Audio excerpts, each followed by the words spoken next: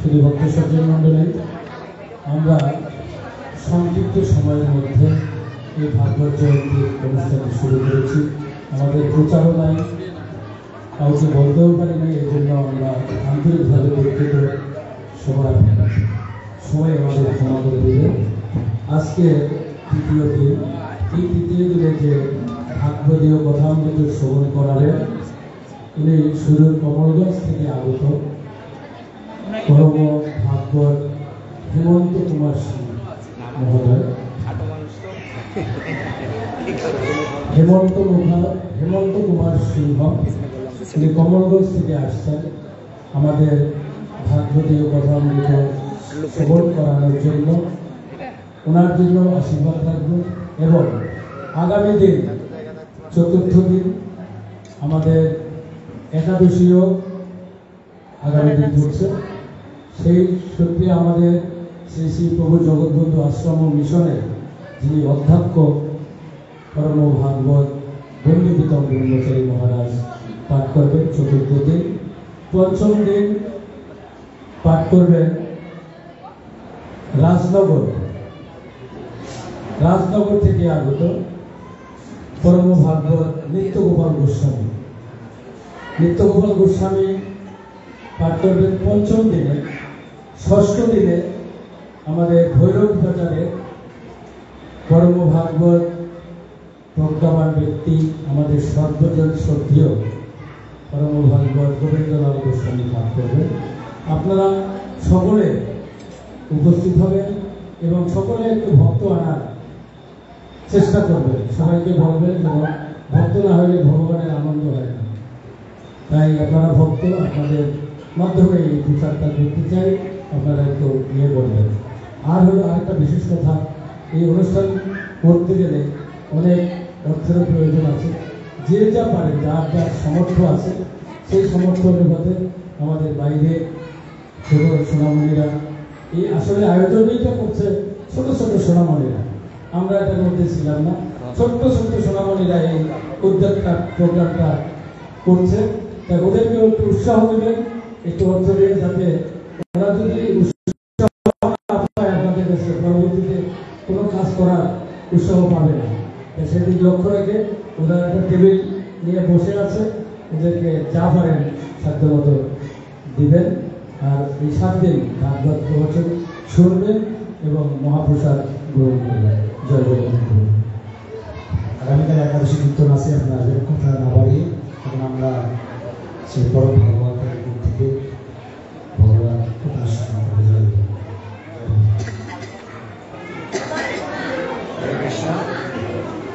हरे कृष्णा। ओम नमो भगवते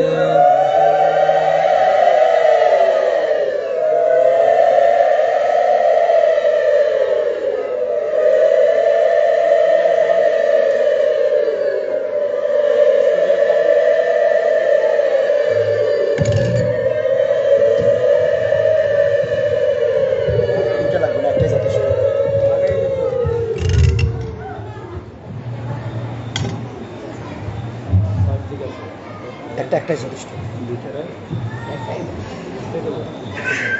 हरे कृष्णा। একটু মুখটা কাছাকাছি। जय गुरु।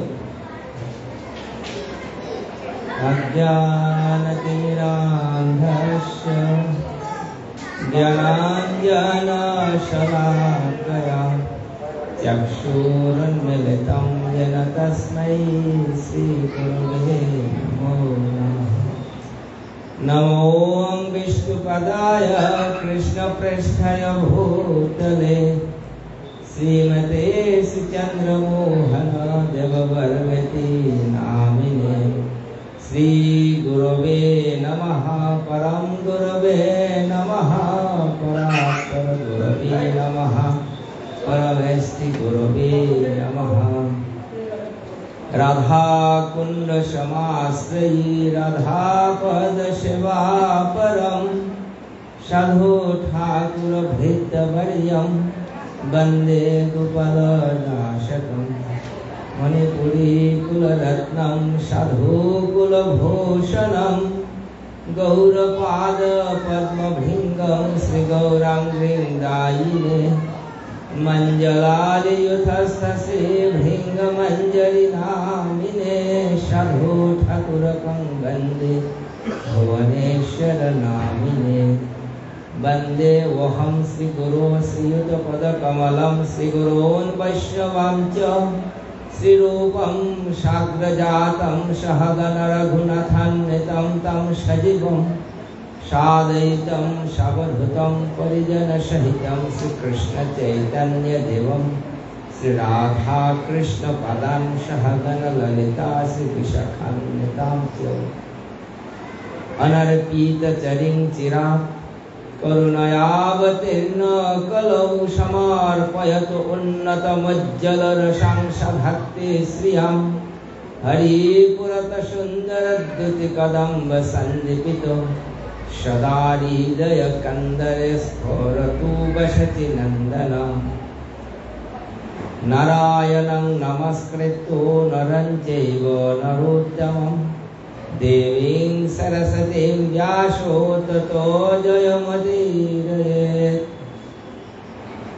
निगमकल्पतरुगलितफलं शुकमुखदमृतद्रवसंयुतं पीबत भागवतं रसमालयं मुहुरहो रसिका भुविभावुका वंशाकल्पतरुभ्यश्च कृपासिन्धुभ्यैव च पतितानां पावनेभ्यो वैष्णवेभ्यो नमो नमः। वृन्दाय तुलसीदेव्यै प्रियाय केशवस्य च कृष्णभक्तिप्रदे सत्यवत्यै नमो नमः। जय श्री कृष्ण चैतन्य प्रभो नित्यानन्द श्री अद्वैत गदाधर शिवसादि गौरभक्तवृन्द। हरे कृष्णा कृष्ण कृष्ण हरे हरे हरे राम राम राम हरे हरे।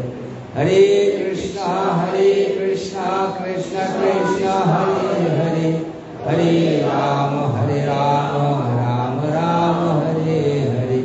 हरे कृष्णा कृष्ण कृष्ण हरे हरे हरे राम राम राम हरे हरे। हरे कृष्णा कृष्ण कृष्ण हरे हरे हरे राम राम राम हरे।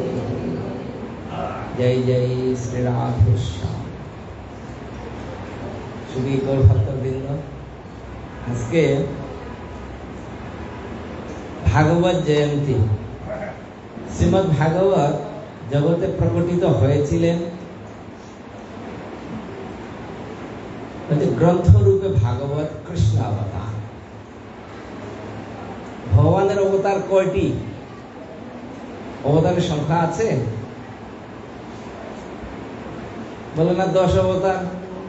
মানে কি অবতার 10টা? 1 2 3 4 মৎস্য কুর্ম গুনলেন কয়টা হয়ে গেল? 10টা। না, শ্রীমদ্ ভাগবতম বলছে অবতার হি অসংখ্য।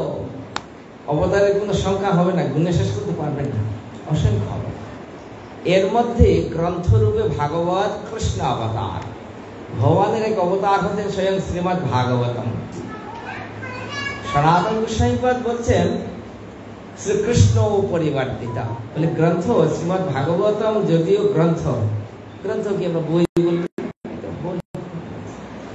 সনাতন গোস্বামীপাদ বলছেন ভাগবতকে তুমি বইয়ের মতো দেখছো তো, কিন্তু ভাগবত বই না, গ্রন্থ না, শ্রীকৃষ্ণ পরিবর্তিতা। ভগবান নিজেই, গোবিন্দ কৃষ্ণ নিজেই পরিবর্তন হয়েছেন গ্রন্থ রূপে। বললেই তো আমরা কলিযুগ তর্ক করবো। কৃষ্ণ ভগবান অনাদির আদি গোবিন্দ কত সুন্দর, হাতে বাঁশি ধরা। ভগবান এত সুন্দর অঙ্গকান্তি, তুমি বলছো ভাগবত কৃষ্ণ। পদ্মপুরাণ উত্তর দিচ্ছেন এই প্রশ্নের উত্তর। বলছে পাদৌ যদিয়ৌ প্রথমৌ দ্বিতীয়ৌ তৃতীয়ৌ তুরীয়ৌ কথিতৌ যদুরু नाभिस्तथा पंचमयवो षष्ठ भजान्तरं द्विजुगलं तथुन्यौ कंठस्तु राजन्नवमं यदियं मुखारविन्दं दशमा प्रफुल्लम् एकादश यस्य ललाटपट्टं शिरोऽपि तु द्वादश एव भाति বলছেন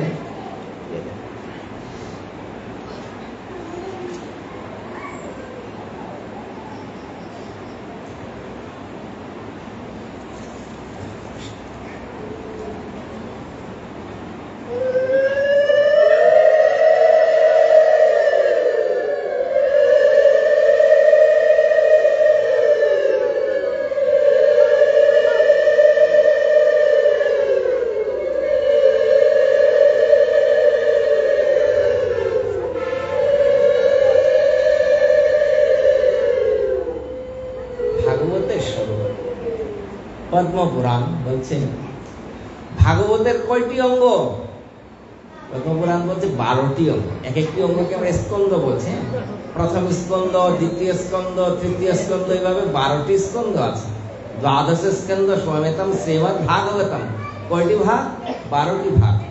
প্রত্যেক স্কন্ধের মধ্যে বিভিন্ন অধ্যায় আছে, প্রত্যেক অধ্যায়ে আবার কিছু কিছু শ্লোক আছে। এই হচ্ছে শ্রীমদ্ ভাগবতম।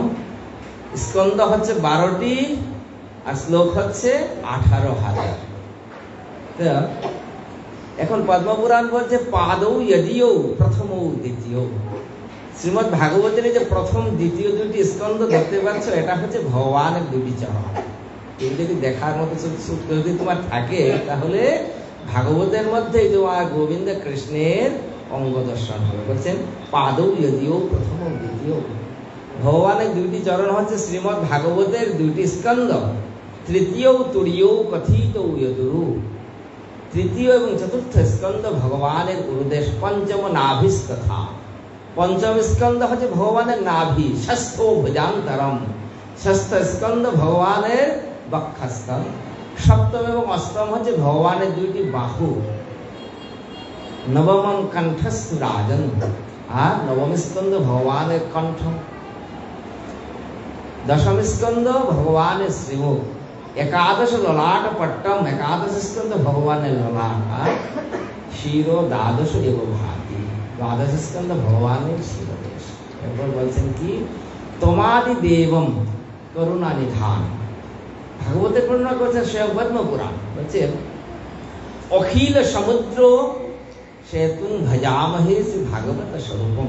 যে সমুদ্র কি পার হওয়া যাবে? সমুদ্র নদী পার হওয়া যায়, কারণ নদীর এই পার থেকে ওই পার আমরা দেখতে পাই, সাঁতার কেটে হচ্ছে পার হওয়া যায়। কিন্তু সাগরের কি পার আছে? সাগর তো অপার, সংসারটাও হচ্ছে অপার। বলছে অপার সংসার, সংসার হচ্ছে অপার। পার হতে হলে কি করতে? ভজাম হয়েছে ভাগবত স্বরূপ। ভাগবতকে যদি আমরা আশ্রয় করি, গ্রন্থরাশ্রয় ভাগবতকে, তাহলে সংসার সাগর আমরা সহজে পার হয়ে যাব। এই হচ্ছে শ্রীমদ্ ভাগবতম। আর ভাগবতম প্রকটিত হয়েছিলেন মহারাজ পরীক্ষিতকে উপলক্ষ করে। মহারাজ পরীক্ষিত এমন শুদ্ধ ভক্ত ছিলেন, চিন্তা করুন। পাঠকরা তো আমরা খুব সহজে বলি যে মহারাজ পরীক্ষিত ব্রহ্মশাপগ্রস্ত হয়ে গেলেন। আচ্ছা, পরীক্ষিত মহারাজ এমন পরম ভাগবত, তিনি যদি ব্রহ্মশাপগ্রস্ত হন, জগতে আর কারো কোনো গতি আছে? বিশাল প্রশ্ন। তাহলে সাধন ভজন করে কোনো লাভ নাই, তো সব মিথ্যা। মহারাজ পরীক্ষিত এত শুদ্ধ ভক্ত, বলে কিরকম শুদ্ধ ভক্ত? মাতৃগর্ভে শ্রীমদ্ ভাগবতম বলেন, মাতৃগর্ভে তো আমরা সবাই ছিলাম, একদিন না একদিন ছিলাম। 84 লক্ষ দিনে পরিক্রমা করে মনুষ্য দেহ লাভ। এর আগে আমাদের মাতৃগর্ভে ছিলাম বিভিন্ন জন্মে, এখনো ছিলাম। এখন বলছেন কি মায়ের গর্ভে জীবের অবস্থান কিরকম? শ্রীমদ্ ভাগবতম মধ্যে শকুন্ত ইব পাঞ্জারম। শকুন্ত পাখি উড়ে বেড়ায় আকাশের মধ্যে। আর পাখিকে আমরা কি করি? পাখি পালার জন্য দোকান থেকে কিনে নিয়ে এসে কি পিঞ্জরার মধ্যে রাখি। পাঞ্জারম, পাঞ্জর বলছে পিঞ্জিরা, বাংলায় আমরা পিঞ্জর বলি। হ্যাঁ, সংস্কৃত শব্দ হচ্ছে পাঞ্জারম। পঞ্জরের মধ্যে আপনি পাখিকে রাখলেন, খুব আদর করে কত কিছু খেতে দিচ্ছেন, পাখি খায়, সবসময় খায়, কারণ পাখির মন খারাপ। এত বড় বিশাল আকাশ ঘুরে বেড়াবে তা না, পাখি ছোট্ট একটা জায়গার উদ্দেশ্যে সোনার পিঞ্জিরা হোক আর বাঁশের পিঞ্জিরা হোক, পাখির তো ভালো লাগে। মাতৃগর্ভে জীবের অবস্থা ওইরকম, শাকুন্ত ইব পাঞ্জারা। তখন জীবের মনে খুব ধিক্কার হয়, কি করেছি যে আমার এত কষ্ট হচ্ছে।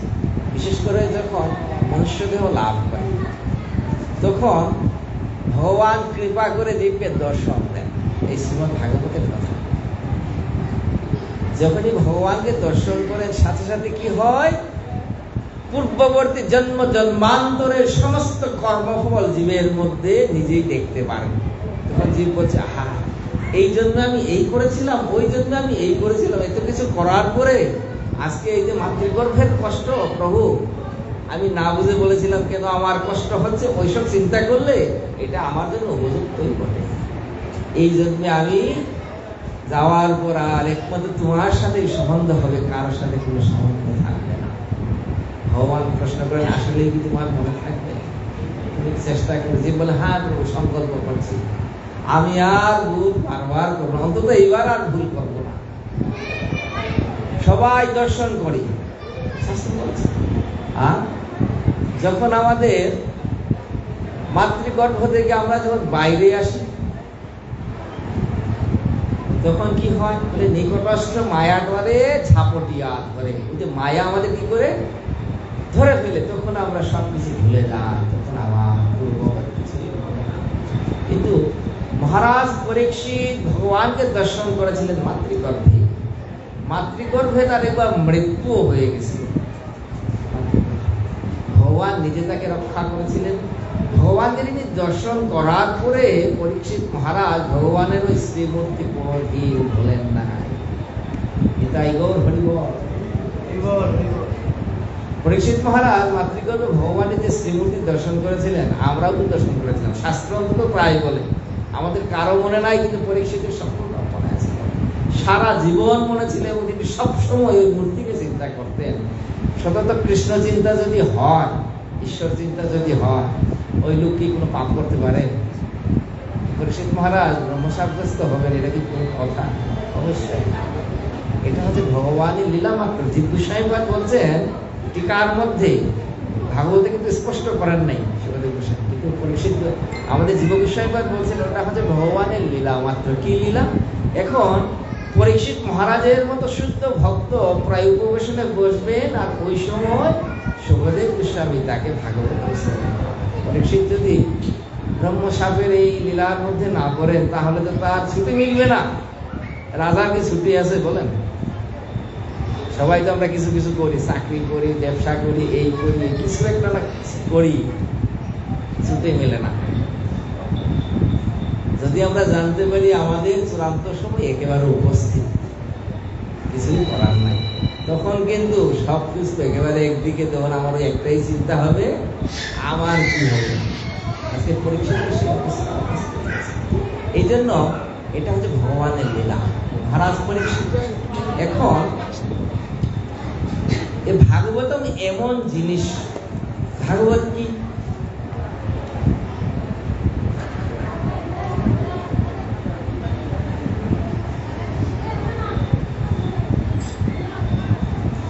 বন্ধুসূত্রের একটি খুব তাৎপর্যপূর্ণ কথা আছে। তো যেহেতু জগবন্ধু মহাটার ভক্তরা তো অনেকেই দীক্ষিত আছেন না, আপনাদের তো অনেকেরই সৌভাগ্য হয়েছে যে মহানন্দ ব্রহ্মচারীর দর্শন করেছেন, শিষ্যও আছেন অনেকে, ঠিক না? আর গ্রন্থ তো বসে আস্বাদন করেছেন, ফেলাল এখানে গ্রন্থ আছে 5টি গ্রন্থ। বন্ধুসূত্রের একটা কথা, ভক্তি গ্রন্থ ভাগবত সার করো অবিরত। কতবার সার করবো, গ্রহণ করবো, অবিরত, এখানে কোনো বিরাম থাকবে না। সুখদেব গোস্বামী বলছেন, পিবত ভাগবতম রসমালয়ম মুহুরহু রসিকা ভবি ভাব।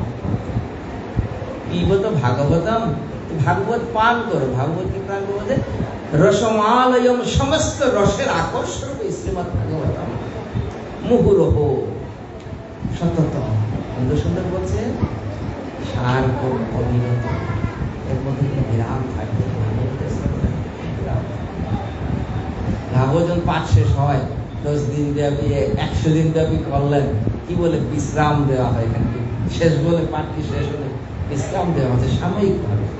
এখন এই শ্রীমদ ভাগবত এমন গ্রন্থ, বলছে কি নিগম কল্পতরু গলিত ফলম শুক মুখদমৃত দ্রব সংযুতম পিবত ভাগবতম রসমালয়ম মুহুরহো রসিকা ভুবিভাব। নিগম কল্পতরু, বেদ বৃক্ষ, সমস্ত বেদ একটি বৃক্ষের সাথে তুলনা করা হয়েছে। নিগম কল্পতরু, নিগমকে বলা হয়েছে কল্পতরু, কল্পবৃক্ষের কাছে যে যা চাই সে সেটাই পাবে। ধর্ম, অর্থ, কাম, মুখ্য, প্রেম সবকিছু আমরা নিগম কল্পতরুর কাছে পাবো। বেদের কথা বলে না, বেদের মধ্যে সব আছে। কি আছে বেদের মধ্যে? সকাম আছে, নিষ্কাম আছে, সবই আছে। বেদে পাবেন না এমন কিছু নাই। এই যে আমাদের বিশাল সনাতন ধর্ম, সনাতন ধর্মের কত মত, কত পথ, কত কিছু আছে না। আমরা বৈষ্ণব, আমরা তো মনে করুন মানে প্রভুকে নিবেদন করে প্রসাদ গ্রহণ করে। আবার যারা তান্ত্রিক মতের, তারা যা গ্রহণ করে প্রসাদ, ওইটা হয়তো আমরা মুখেও আনবো না, পঞ্চমুখের যেগুলো, কিন্তু ওইটাও শাস্ত্রের বিধান। নিগমের মধ্যে সেটাও আছে, ওটা কিন্তু বেদ বিগর্হিত না, বেদের মধ্যে ওটারও বিধান আছে, যার জন্য যা ব্যবস্থা। বলতে নিগম কল্পতরু। এখন এই যে কল্পতরুর কাছে বৃক্ষ, তো আপনি কি ফল চাইছেন? সকাম চাইছেন না নিষ্কাম চাইছেন? ভালো কি মন্দ আপনি যা চাইছেন সবই পাচ্ছেন। কেউ যদি সিগারেট চাইছে সিগারেট পাবে, সিগারেট পাওয়ার পরে তার কি হবে সেটা তার জিনিস। কেউ প্রসাদ চাইলে কি প্রসাদ পাবে, প্রসাদ গ্রহণ করলে কি ফল হবে সেটা তার ফল। নিগম কিন্তু সব দিচ্ছে, বেদবৃক্ষ সব দিচ্ছে। সেই কল্পতরুর যে গলিত ফল, কেমন ফল? একেবারে পরিপক্ক গাছের মধ্যে পাকতে পাকতে নিজেই ধরে নেবে পরিপক্ক ফল। সেটা হচ্ছে শ্রীমদ্ ভাগবতম। বলছে কৃষ্ণে সধাম উপগতে ধর্ম জ্ঞানাদিধীশ কলৌ নিঃস্র দিশাম পুরাণ অর্ক অধুনা উদিত। ভগবান আজ থেকে 5,000 বছর পূর্বে যখন অন্তর্ধান হলেন, এটা আমরা জন্মাষ্টমী পালন করি, কিন্তু ভগবান যদি আবির্ভাব হন, ভগবান তো চলে গিয়েছিলেন একবার। আবির্ভাব হলে তিরোভাব হবে না? ভক্ত তিরোভাব কোনোদিন মানতে পারে না, এই জন্য তিরোভাব তিথি আমরা পালনই করি। কৃষ্ণের তিরোভাব শোনা যায়, আবির্ভাব তো আপনারা সবাই পালন করি, জন্মাষ্টমী। তিরোভাবের কথা তো আমরা কেউ শুনি না। শাস্ত্র বলছে 1600 বৎসর কৃষ্ণের প্রকট বিহার। ভগবান পৃথিবীতে 125 বছর ছিলেন নরদেহ ধারণ করে। ওই যে অষ্টাবিংশ চতুর্যুগে দাপরের শেষে ভগবান আসলেন, 125 বছর পর চলে গিয়েছিলেন। আবার চলে যাওয়াটা আমরা মানতে পারি না, ভগবান আছেন। ভাগবতম বলছে কৃষ্ণ সধাম উপগতে। ভগবান যখন তার স্বধামে চলে গেলেন, নিজের ধামে যখন চলে গেলেন, ভগবানের সাথে কি গেল? ধর্ম জ্ঞানাদিধীশ। ভগবানের সাথে ধর্মও চলে গেছে, জ্ঞানও চলে গেছে। ধর্ম জ্ঞান সবই যদি চলে যান, পৃথিবী চলবে কি করে? এটা ভগবানের দায়িত্ব। নিজে আসলে নিজেই চলে গেলেন, আবার আমাদের জন্য কোনো বিধান করবেন না, এটা কি হয়? ভগবান তখন বললেন কি কলৌনস্ত দিশাম এষহা। দেখলেন কলিযুগের অবস্থা আর থাকবে না, কলিজীবের জন্য ভগবান কি করলেন? পুরাণ অর্ক অধুনা উদিত। স্বয়ং ভগবান তখন গ্রন্থরাজ শ্রীমদ্ ভাগবতম রূপে প্রকটিত হলেন, নিজেই আসলেন আবার ভাগবতম রূপে। এখন ভাগবতম প্রকটিত হতে হলে তো ওই যেটা পরিবেশ লাগবে, ওই পরিবেশটার জন্যই পরীক্ষিত মহারাজের আজকে ব্রহ্মসাগরের লীলা। শ্রীমদ্ ভাগবতম কেমন গ্রন্থ? ধর্ম প্রজ্জিত কৈতব আত্র পরম নির্মশ্বরণাংশতম বেদং বাস্তবমাত্র বস্তু শিবদম তাপত্রয় উন্মূলনম শ্রীমদ্ ভাগবতে মহামুনিকৃতে কিংবা পরৈশ্বরা সদ্যোনিধি অবনুদিত অত্র পৃথিবী শুশ্রূষবি তৎক্ষণাৎ। ধর্ম প্রজ্জিত অকৈতব আত্র।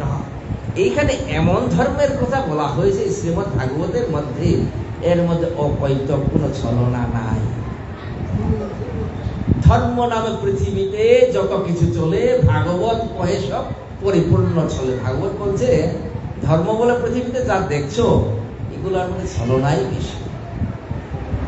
তাহলে ভাগবতের মধ্যে আবার কোন ধর্মের কথা বলা হয়? যে ভাগবতের মধ্যে অকাইতব, এর মধ্যে কোনো কৈতব থাকবে না, ছলনা থাকবে। এটাই হচ্ছে ভাগবতের কথা। বলছেন কি, বেদ্যং বাস্তব মাত্র, প্রকৃত বাস্তব বস্তু ভাগবতের মধ্যে বলা হয়েছে। বাকিগুলা কি? বাকিগুলা হচ্ছে বাস্তব, আর বাকিগুলো অবাস্তব। ধর্ম, অর্থ, কাম, মুখ্য নিয়ে আমরা খুব লালায়িত। এক সময়, যত সময় পর্যন্ত আমার গৌরাঙ্গ মহাপ্রভু পৃথিবীতে আসেন নাই, তখন মানুষ বলতো চতুর্বর্গ, ধর্ম, অর্থ, কাম, মুখ্য। মহাপ্রভু আসলেন, মহাপ্রভু কি বললেন? মহাপ্রভু বললেন, মহাপ্রভু বলতে পঞ্চম পুরুষার্থ কৃষ্ণ প্রেম মহাধন। যত সময় পর্যন্ত মহাপ্রভু আসেননি, তত সময় কিন্তু প্রেমের কথা আমরা কেউ শুনি না। মহাপ্রভু বললেন কি, ওই ধর্ম, অর্থ, কাম, মুখ্য এগুলা কোনো কাজের নয়, এগুলা বাদ দিয়ে মূল হচ্ছে পুরুষার্থ, পঞ্চম পুরুষার্থ কৃষ্ণ প্রেম। অজ্ঞান তমের নাম কহে কৈত, ধর্ম, অর্থ, কাম, মুখ্য এই আছে সব। এতদিন আমরা যাকে মনে করেছিলাম পরম বস্তু, ধর্ম, অর্থ, কাম, মুখ্য, সেই জন্য চরিতামৃত বলছে, মহাপ্রভুর কথা বলছে কি, অজ্ঞান তমের নাম কহে কৈত। যত সময় পর্যন্ত আমরা প্রকৃত জ্ঞানের উদয় না হবে, তত সময় আমরা এইসব বস্তু নিয়েই এটা থাকবো, ধর্ম, অর্থ, কাম। আর বলছেন, তার মধ্যে মুখ্য বাঞ্ছা কৈতব প্রধান, যাহা হইতে কৃষ্ণ ভক্তি হয়ন্তার। মুখ্য বাঞ্ছা মনের মধ্যে যদি একটু হয় যে আমি মুখ্য লাভ করবো, তাহলে সেখানে কৃষ্ণ ভক্তি থাকবে না। মুখ্য মানে কি? ভগবানের সাথে মিলিত হইতে হবে। ভগবানের সাথে মিলে গেলে তো আমার আর অস্তিত্ব না, আমি সেবা করতে পারবো? ভগবান ভাগবতের মধ্যে বলছেন, আমার ভক্তরা এমন, উদ্ধবকে বলছেন, উদ্ধব দেখো, দীয়মানং ন গৃহাতি বিনামত সেবনং জনা। আমার ভক্তদের আমি পঞ্চপ্রকার মুক্তি দান করি, শাস্তি, সারূপ্য, শালুক্য এগুলা দেয়। আর ভক্ত বলে কি, প্রভু তোমার ওই পঞ্চপ্রকার মুক্তি দিয়ে আমি কি করবো? ওগুলো আমি চাই না। তো তুমি কি চাও? ভক্ত বলছে, প্রভু দীয়মানং ন গৃহাতি, আমি দিলেও তারা গ্রহণ করে। তারা আমার কাছে একমাত্র কি চায়? বিনামত সেবনং জনা, তারা আমার একমাত্র সেবা করতে চায়। ভক্ত কি করতে যায়? ভগবানের সেবা। ভাগবতের মধ্যে সেবার কথা বলা হয়েছে। আবার বলছেন কি, তাপত্রয় উন্মূলনম। ভাগবতের কথা যদি আমরা শ্রবণ করি, তাহলে কি হবে? বলছেন, আমাদের ত্রিতাপ জ্বালা দূর হয়ে যাবে। জন্ম মাত্রই আমাদের ত্রিতাপ জ্বালা শুরু হয়ে গেছে। অনেকে মনে করি মৃত্যুর সময় মনে হয়, তার না, মৃত্যুর সময় চূড়ান্ত ত্রিতাপ, আর জন্ম মাত্রই শুরু হয়ে গেছে। তো আদি দৈবিক, আদি ভৌতিক, আধ্যাত্মিক যে জ্বালা আমাদের, আর যদি ভাগবতম শ্রবণ করি, ভাগবতের সেই রসের মাধ্যমে আমাদের সেই ত্রিতাপ হয়ে যাবে। সদ্য হৃদি অবরুদ্ধতে আত্র কৃতিবি শুশ্রূষবি তৎসেবা। সদ্য হৃদি অবরুদ্ধতে যত্র। যদি ভাগবতের কথা শ্রবণ করার একটু ঐকান্তিক ইচ্ছাও হয়, তাহলেও ভগবান আমাদের হৃদয়ের মধ্যে একেবারে আটকে যাবে। যদি শোনার ইচ্ছাও হয়। শ্রীমদ ভাগবতম শ্রবণ করেছিলেন সুখদেব গোস্বামী, আর শ্রবণ করেছিলেন পরীক্ষিত মহারাজ। ভক্তির রসামৃত সিন্ধু গ্রন্থে পরীক্ষিত আমাদের রূপ গোস্বামীপাদ বলছেন, ভক্তির দৃষ্টান্ত দিচ্ছেন যে শ্রবণে পরীক্ষিত কীর্তনে বৈয়াসিকী। শ্রবণে পরীক্ষিত, পরীক্ষিত এমন ভাবে শ্রবণ করেছিলেন, পরীক্ষিতের মতো শ্রদ্ধা আর হয় না। কিরকম? মহারাজ পরীক্ষিত 7 দিন ব্যাপী ব্রহ্মশাস্ত্র তো বলছি না, প্রায়োগবেশন করে গঙ্গার তীরে বসে ভাগবতম শ্রবণ করছেন। 5 দিন হয়ে গেল, 1 বিন্দু জল পর্যন্ত গ্রহণ করেন। শ্রবণ করাচ্ছেন কে?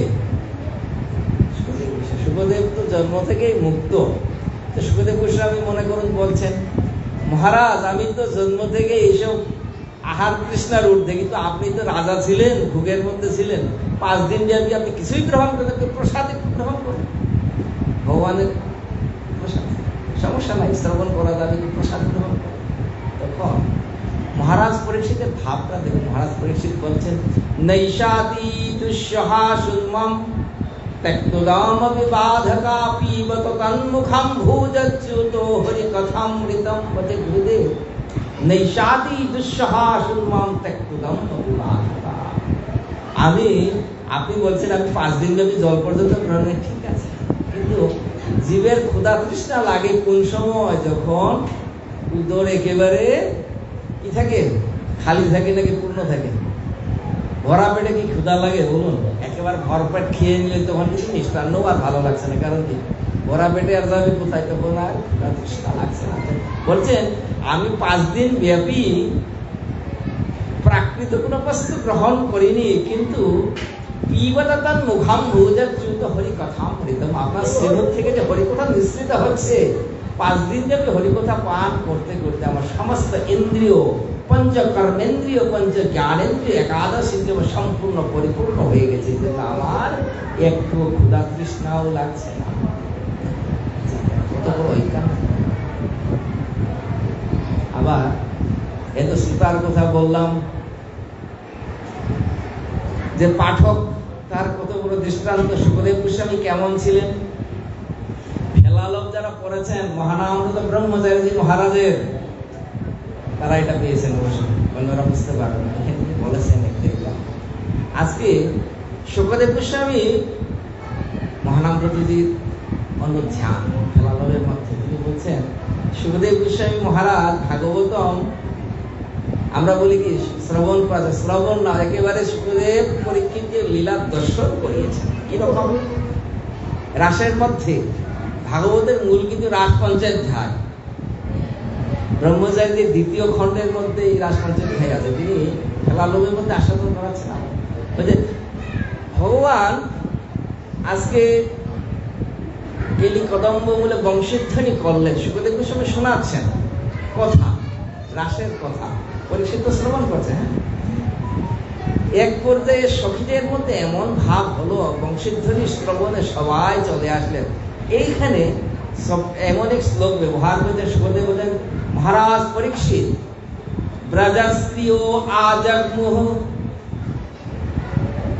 মহানামৃত ব্রহ্মচারীজির অনুধ্যান তিনি বলছেন, আজগ্ম শব্দের অর্থ এমন তাৎপর্যপূর্ণ আসলো না। তিনি এমন ভাবে বলছেন যে সুখী আঙুল দিয়ে দেখেছে, মহারাজ পরীক্ষিত দেখুন ব্রজসখীরা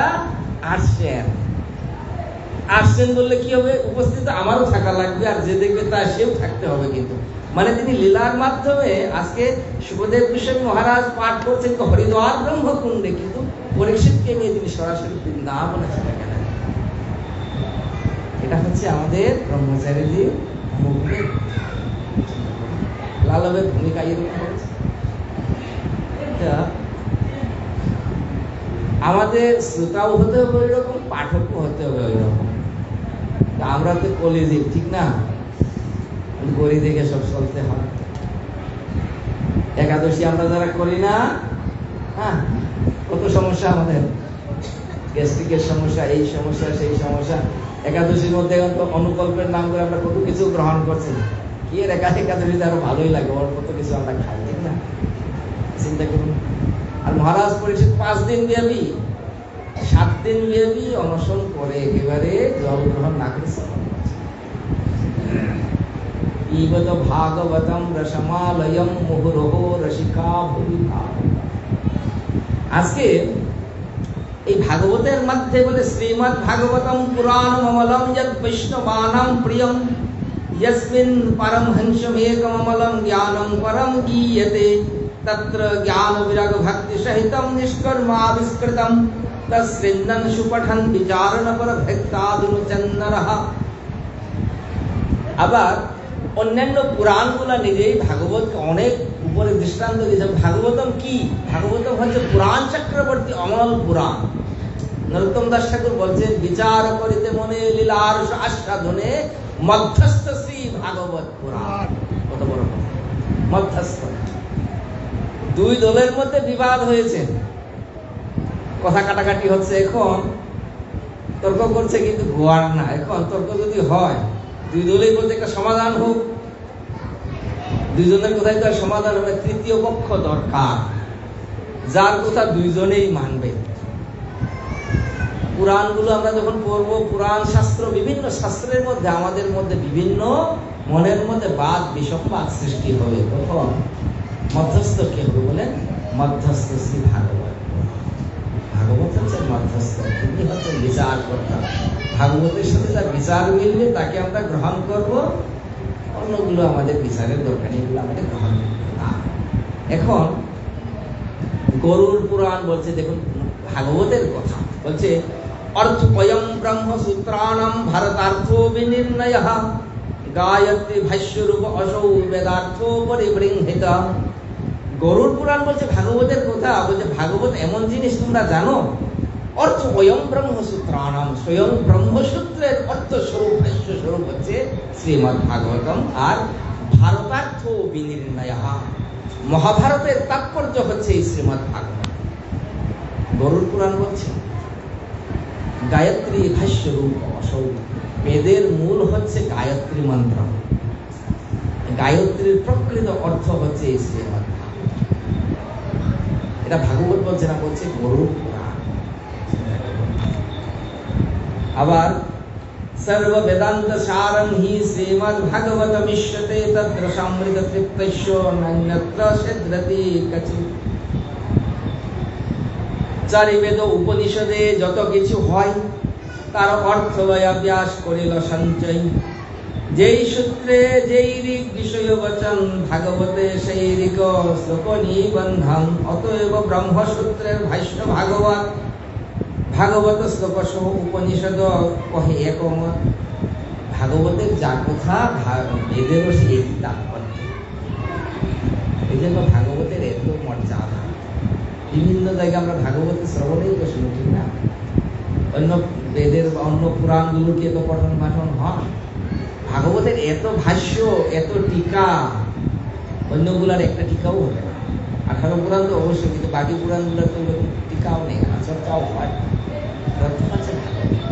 এখন মহারাজ পরীক্ষিত আজকে পৃথিবীতে ভাগবতকে প্রকটন করা, পরীক্ষিত মহারাজের কৃপার ফলে কলিযুগ আজকে ভাগবতম লাভ করেছে। পরীক্ষিত যদি না থাকতেন তাহলে আমরা ভাগবত লাভ করতে পারতাম। আজকে কি হয়েছে দেখুন, মহারাজ পরীক্ষিত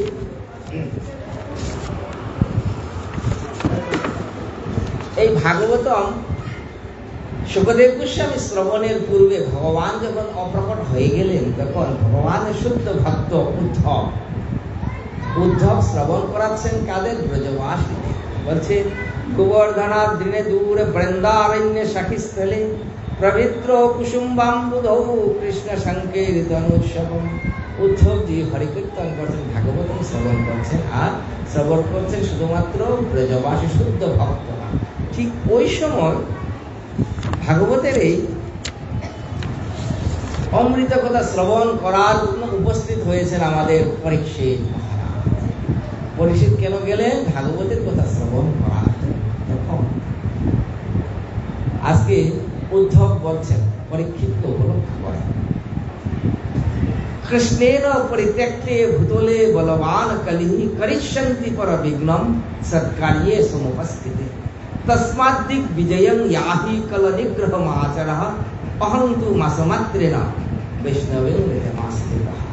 তিনি বলছেন, হে মহারাজ পরীক্ষিত, আপনি পৃথিবীর রাজা, আপনি যদি এখানে আমি 1 মাস ব্যাপী ভাগবত কীর্তন করবো এখানে বসে থাকেন, তাহলে কি হবে? এখন পৃথিবীর অবস্থা খুবই খারাপ। এরকম হচ্ছে শ্রীকৃষ্ণের পরিত্যক্তি, ভগবান আজকে পৃথিবীতে নেই। এই কারণে কলি কি হয়েছে? কলির প্রবেশ হয়ে গেছে পৃথিবীতে, অলরেডি কলি প্রবিষ্ট হয়েছেন। আর কলি কি করে? বিঘ্ন সৎকার্যে সমুপস্থিত। কলির এখন কাজ হচ্ছে সৎকার্যে শুধু বাধা বিঘ্ন সৃষ্টি করা। ভগবান যেহেতু পৃথিবীতে নেই, আর আপনি হচ্ছেন রাজা, আপনি যদি শ্রবণ করে বসে থাকেন তাহলে তো হবে না। আপনার এখন কার্য হচ্ছে কি? তস্মাৎ দিক বিজয়ং যাহি, আপনি দিক বিজয়ী বের হন, কলি নিগ্রহ আচর, কলিকে আপনি দমন করুন, কলিকে একটা কন্ট্রোলের মধ্যে রাখুন, কলিকে সীমারেখার মধ্যে আবদ্ধ করতে হবে। এই কথা শুনে সাথে সাথে, এটা কিন্তু আমি যে কথা বলছি এটা স্কন্দ পুরাণের কথা।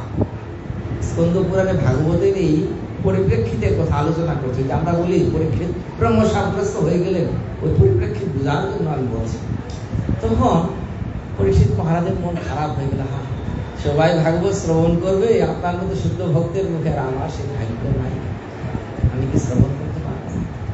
তখন পরীক্ষিত উবাচ, পরীক্ষিত বলছে, কলিন্তু নিগ্রহিষ্যামি তাততে বচসি স্থিতঃ। হে পরম ভাগবত উদ্ধব দেব, আপনি বলছেন কলিকে নিগ্রহ করার জন্য, ঠিক আছে আমি যাচ্ছি, কিন্তু শ্রীমদ্ ভাগবত সম্প্রাপ্তি কথং মে ভবিষ্যতি, কিন্তু ভাগবতের তাৎপর্যময় রস আমি কি আমাকে কৃপা হবে না? তখন অহন্তু সমনুগ্রাহ্যস্তব পাদতলে স্থিত, আমি আপনার চরণে বসে ভাগবতে কোনো শ্রবণ করতে চাইছি তো, আর আপনি বলছেন রাজা হিসেবে আমাকে দিগ্বিজয়ে বের হওয়ার জন্য, আমি তো আপনার কথা ফেলতে পারবো না, আমি যাচ্ছি, কিন্তু আমার এখন কি হবে? তখন শ্রুত্বা এতদ বচনং ভূয় উদ্ধব ওবিতম উবাচঃ, এই কথা শোনার পরে উদ্ধব তখন বলছেন, উদ্ধব বলছেন মহারাজ আপনি ভাগবতের জন্য উতলা হয়েছেন না জগতে, বলছেন ভাগবত শ্রবণ একমাত্র আপনি, চিন্তা করবেন না, আপনাকে ভাগবত শ্রবণ করাবেন স্বয়ং ব্যাসদেবের পুত্র সুখদেব গোস্বামী মহারাজ, তার মুখে আপনি ভাগবত শ্রবণ করবেন। আর ওই সময় ভাগবত যখন আপনি শ্রবণ করবেন, তখনই স্বয়ং শ্রীমদ্ ভাগবতম পৃথিবীতে প্রকটিত হবে। আমার এই যে ভাগবত, এটা নির্দিষ্ট ব্রজবাসীরা সারা কেউ শুনতেও পারবে না, এটা জগতে প্রকটিত হওয়ার জন্য নয়, এটাই ভগবান বলছে। মহারাজ পরীক্ষিত বেরিয়ে পড়লেন দিগ্বিজয়ে। আমরা বলি কিন্তু গয়ায় বেরিয়ে করেছেন, সুন্দর কথা, পরীক্ষিতের আর কাজ নাই। মৃগ মানে পশু, কলির চাইতে বড় পশু কেউ হয়? মহারাজ পরীক্ষিত বেরিয়ে একবার ঘুরছেন, কার সন্ধানে? কলিকে খুঁজছেন, খুঁজতে খুঁজতে খুঁজতে খুঁজতে কলির সাথে তার দেখা হয়ে গেল। কোথায় দেখা হলো? কলির সাথে তিনি দেখা পেলেন। কলিকে তিনি দেখলেন কি অবস্থায়, শূদ্র রূপে তিনি দর্শন করলেন। আর যখন মাতা পৃথিবী গোমাতা রূপে আছেন, ধর্ম তখন বৃষ রূপে অবস্থান করছেন। আর বৃষ এবং গোমাতা এই যে তার উপর প্রহার করছে কি, ওই যে রাজবেশ ধারণকারী শূদ্র রূপী সেই কলি। মহারাজ ক্ষিপ্ত হয়ে গেল যে এত বড় সাহস, আমি রাজা থাকা অবস্থায় আমার এই পৃথিবীতে গোমাতার উপর আক্রমণ হবে। তখন তিনি কি করলেন, সাথে সাথে অস্ত্র ধারণ করলেন। আর কলি কি করলো, সাথে সাথে মহারাজের চরণে নিবেদন করে গেছে, মহারাজ আমি আপনার শরণাগত। ক্ষত্রিয়ের ধর্মের শেষ নাই, ক্ষত্রিয়ের কি কর্তব্য, কেউ যদি শরণাগত হয়, পরম শত্রুও যদি হয়, তাকে আপনি কিছু করতে পারবেন না, অভয় দিতে হবে। রাজা বললেন বিপদে বলতে, ঠিক আছে আমি তোমাকে ক্ষমা করলাম, কিন্তু পৃথিবীতে তোমার জায়গা হবে না। তুমি কে? বলছে আমি মহারাজ কলি। হ্যাঁ কলি, মহারাজ কি করব, এখন তো যুগের কারণে আমি তো কলি যুগ, আমাকে তো আসতেই হবে। ভগবান চলে যাওয়ার পরে দ্বাপরের শেষ কলিতে আমার প্রবেশ করতেই হবে। কারণ আপনি তো নিজেই আমাকে অভয় দিলেন, আমি তো আপনার আশ্রিত, আপনি আমার জায়গা নির্দেশ করুন, আপনি আমার স্থান নির্দেশ করুন, আমি কোথায় থাকবো? আপনি বলছেন পৃথিবীতে আমার জায়গা হবে না, কিন্তু পৃথিবীতে আমাদের থাকতেই হবে। এটা হচ্ছে এই যুগটা কলিযুগ, আমার অধীন তো এই যুগটা। তারপরেও আপনি রাজা, আমি তো আপনার শরণাগত, আপনি নির্দিষ্ট জায়গা যেখানে দিবেন আমি ওইখানেই থাকবো। মহারাজ চিন্তা করলেন, ঠিক আছে একটা আশ্রয় দেব, কোন জায়গা দেবো? তখন তিনি বলছেন অভ্যর্থিতস্তদা তস্মৈ স্থানানি দদয়ে কলৌ দূতং পানং স্ত্রিয় শোনা যত্রা অধর্ম চতুর্বিধা। ঠিক আছে, আমি তুই 4টি অধর্মের জায়গায় তোমার স্থান দিলাম। কোথায়? দূতম, দ্রুতক্রীড়া, এটা হচ্ছে জুয়া খেলা। সোজা কোথায় বিস্তার যখন করবেন, একটা খেলা কিন্তু ক্রীড়া আনন্দের জন্য খেলা, কিন্তু এটার পিছনে যখন অর্থ সম্পৃক্ত থাকে তখন সেটা জুয়া হয়ে যায়। জুয়া বিভিন্ন ভাবে হতে পারে। আবার এমন দেখুন, যাবতীয় খেলাই কিন্তু ভজনের জন্য যদি হয় তাহলে সবগুলাই ওই দ্রুত ক্রিয়ার মধ্যে পড়ে। এমন তাস খেলছে দুইজন, ঘন্টা বাজছে, সন্ধ্যার পূজা হয়ে গেল, ওইদিকে আজান করলো, মানে পূজা হয়ে গেছে আমার, এখন সন্ধ্যার সময়, কিন্তু উঠে যে আমি ঠাকুরের প্রণাম করবো এই সময়টাও আমার নাই। কারণ কি? খেলার মধ্যে বসে, খেলার এমন মজা, উঠে যে একটু যা বসে আর আমার হচ্ছে আচ্ছা ঠিক আছে সন্ধ্যা পরে করলেও হবে, তো সমস্যা কি? কারণ কি? কারণ হচ্ছে যে উঠতে হবে। ওর মধ্যেই কলি উপস্থিত, একেবারে রেজিস্ট্রি করে দিয়েছেন মহারাজ পরীক্ষিত, ওর মধ্যে তুমি থাকো। আরেকটা হচ্ছে কি? পানম, যাবতীয় নেশাদ্রব্যের মধ্যে কলিকে স্থান দিলেন, নেশার মধ্যে তুমি থাকো। সারাদিনে ইনকাম হয় না, কত টাকা ইনকাম হয়? 50 টাকা চলে যাচ্ছে সিগারেটের পিছনে। আমি এগুলা ভাত খাই আর না খাই, আমার সিগারেট লাগবে 50 টাকা, ওই টাকার জন্য। এটা তো শ্রীমঙ্গল তো শহর, ঠিক আছে, শহরে তো অনেকের মানুষের আয় বুঝতে পারে, কিন্তু গ্রামের অনেক মানুষকে আমি কালকেই কথা বললাম একজনের সাথে। এখন কালকে বাড়িতে ভাগবত জয়ন্তী উৎসব ছিল আমার বাড়িতে, তো আমার কাকা আর কাকি এরাই দৌড়াদৌড়ি করে সব করে, তো কাকি আমার কাছে অভিযোগ করছে, দেখো টাকাগুলা সে পায় কিন্তু খরচ করে কি করে জানো? সিগারেট খাচ্ছে, দিনে 1 প্যাকেট তার সিগারেট লাগে। এখন কত টাকা? উনি বলছেন 20 টাকা, কাকি বলছে না না 50 টাকা।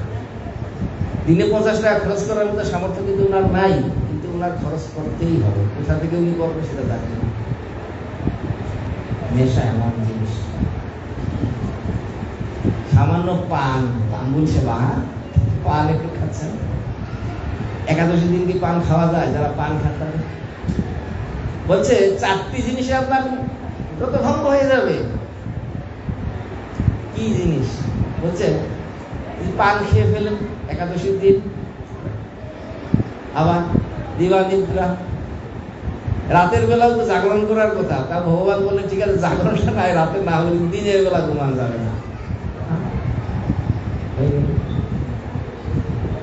আমরা যারা পান খাই, আমার এক দিদি সারাদিন একাদশী করবে নির্জলা প্রায়, কিন্তু পানটা সারতে পারছে না। আমি সারতে পান যদি মুখে না ঢুকে আমার শরীরেই চলবে না। হরে কৃষ্ণ, একাদশী হোক আর যাই হোক, একাদশী করছেন কিন্তু পান সারতে পারছেন না। কলির কেমন দাসত্ব চিন্তা করুন। কারণ কি? মহারাজ পরীক্ষিত একেবারে রেজিস্ট্রি করে দিয়েছেন, সারতে হবে। এগুলা তো ভজনের অনুকূল না। ভক্তিবিনোদ ঠাকুর বলছেন, ভক্তি অনুকূল মাত্র কার্যের অস্বীকার, ভক্তিকূল কার্য, ভক্তি প্রতিকূল কার্য বর্জনাঙ্গিকা। সরঙ্গ শরণাগতি ভক্ত যদি আপনাকে হতে হয়, সেই প্রকার শরণাগতি আপনার লাগবে। যে জিনিস আপনি বুঝতে পারছেন ভক্তি বিপরীত দিকে আপনাকে নিচ্ছে, ওই জিনিস আপনাকে ত্যাগ করতে হবে। সে যত বড়ই কত কিছু হোক, ত্যাগ করতেই হবে। যত বড় প্রিয় জিনিস হোক, ত্যাগ করতেই হবে যদি ভক্তির প্রতিকূল হয়। আর যদি অনুকূল হয় সেটা অবশ্যই গ্রহণ করতে হবে। এখন স্ত্রী অবসনাহা, স্ত্রীহা, যাবতীয় অবৈধ সঙ্গ এর মধ্যে কলিকে বললেন তুমি এখানে থাকো, বুঝলেন? তারপর বলছেন কি, যেখানে জীবহিংসা হয় সেখানে 4টি জায়গা দিলেন। কলি বলছে মহারাজ আপনার রাজ্যে 4টা নাই, আমার ঘোরা হয়ে গেছে, দেখাও হয়ে গেছে, আপনি তো জায়গা দিলেন, মুখে মুখে দিলেন, মৌখিক ভাবে, ওই দলিলের কোনো স্বীকৃতি নাই। কারণ এর আমি আপনার পৃথিবী ঘোরা হয়ে গেছে, এর মধ্যে তখন পরীক্ষিত মহারাজের সময় ওইগুলা ছিল না। পুনশ্চ ইয়াচমানায় জাত রূপ মদদ্যাৎ প্রভু, বারবার যখন চাইলেন তখন তিনি কি করলেন? সুবর্ণের মধ্যে। সুবর্ণের অর্থ কি? রামকৃষ্ণ পরমহংসদেবের কথার মধ্যে কামিনী, কাঞ্চন, কামিনী শব্দটা বারবার আছে। ঐশ্বর্যের কোথায় আমরা চিন্তা করি না, স্বর্ণের কোথায় চিন্তা করি না। আমাদের যাবতীয় অশান্তির মূলেও কিন্তু এই যে স্বর্ণ, কৃষ্ণ। বাড়িতে যে রাতের বেলা আমরা ভয় পাই, কিসের কারণে? কি আছে বাড়িতে? টাকা 5,000 রাখেন? 5,000-এর বেশি কেউ রাখেন না, ব্যাংকে নিয়ে রেখে আসেন।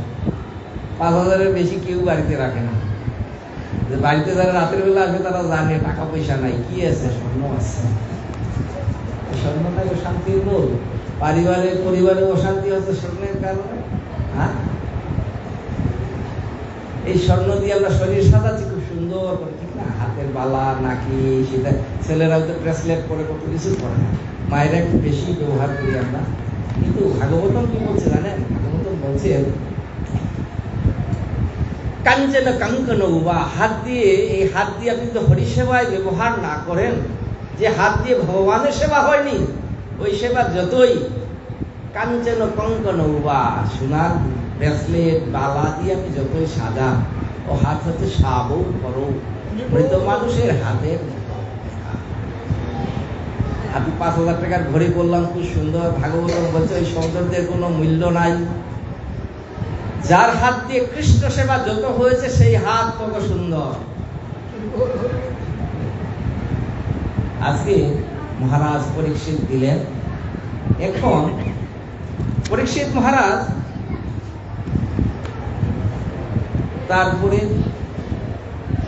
পরিশ্রান্ত হয়ে গেলেন ভগবানের লীলা। এখন সমীপ মুনির আশ্রমে তিনি প্রবেশ করলেন। প্রবেশ করার পর জল প্রার্থনা করছেন।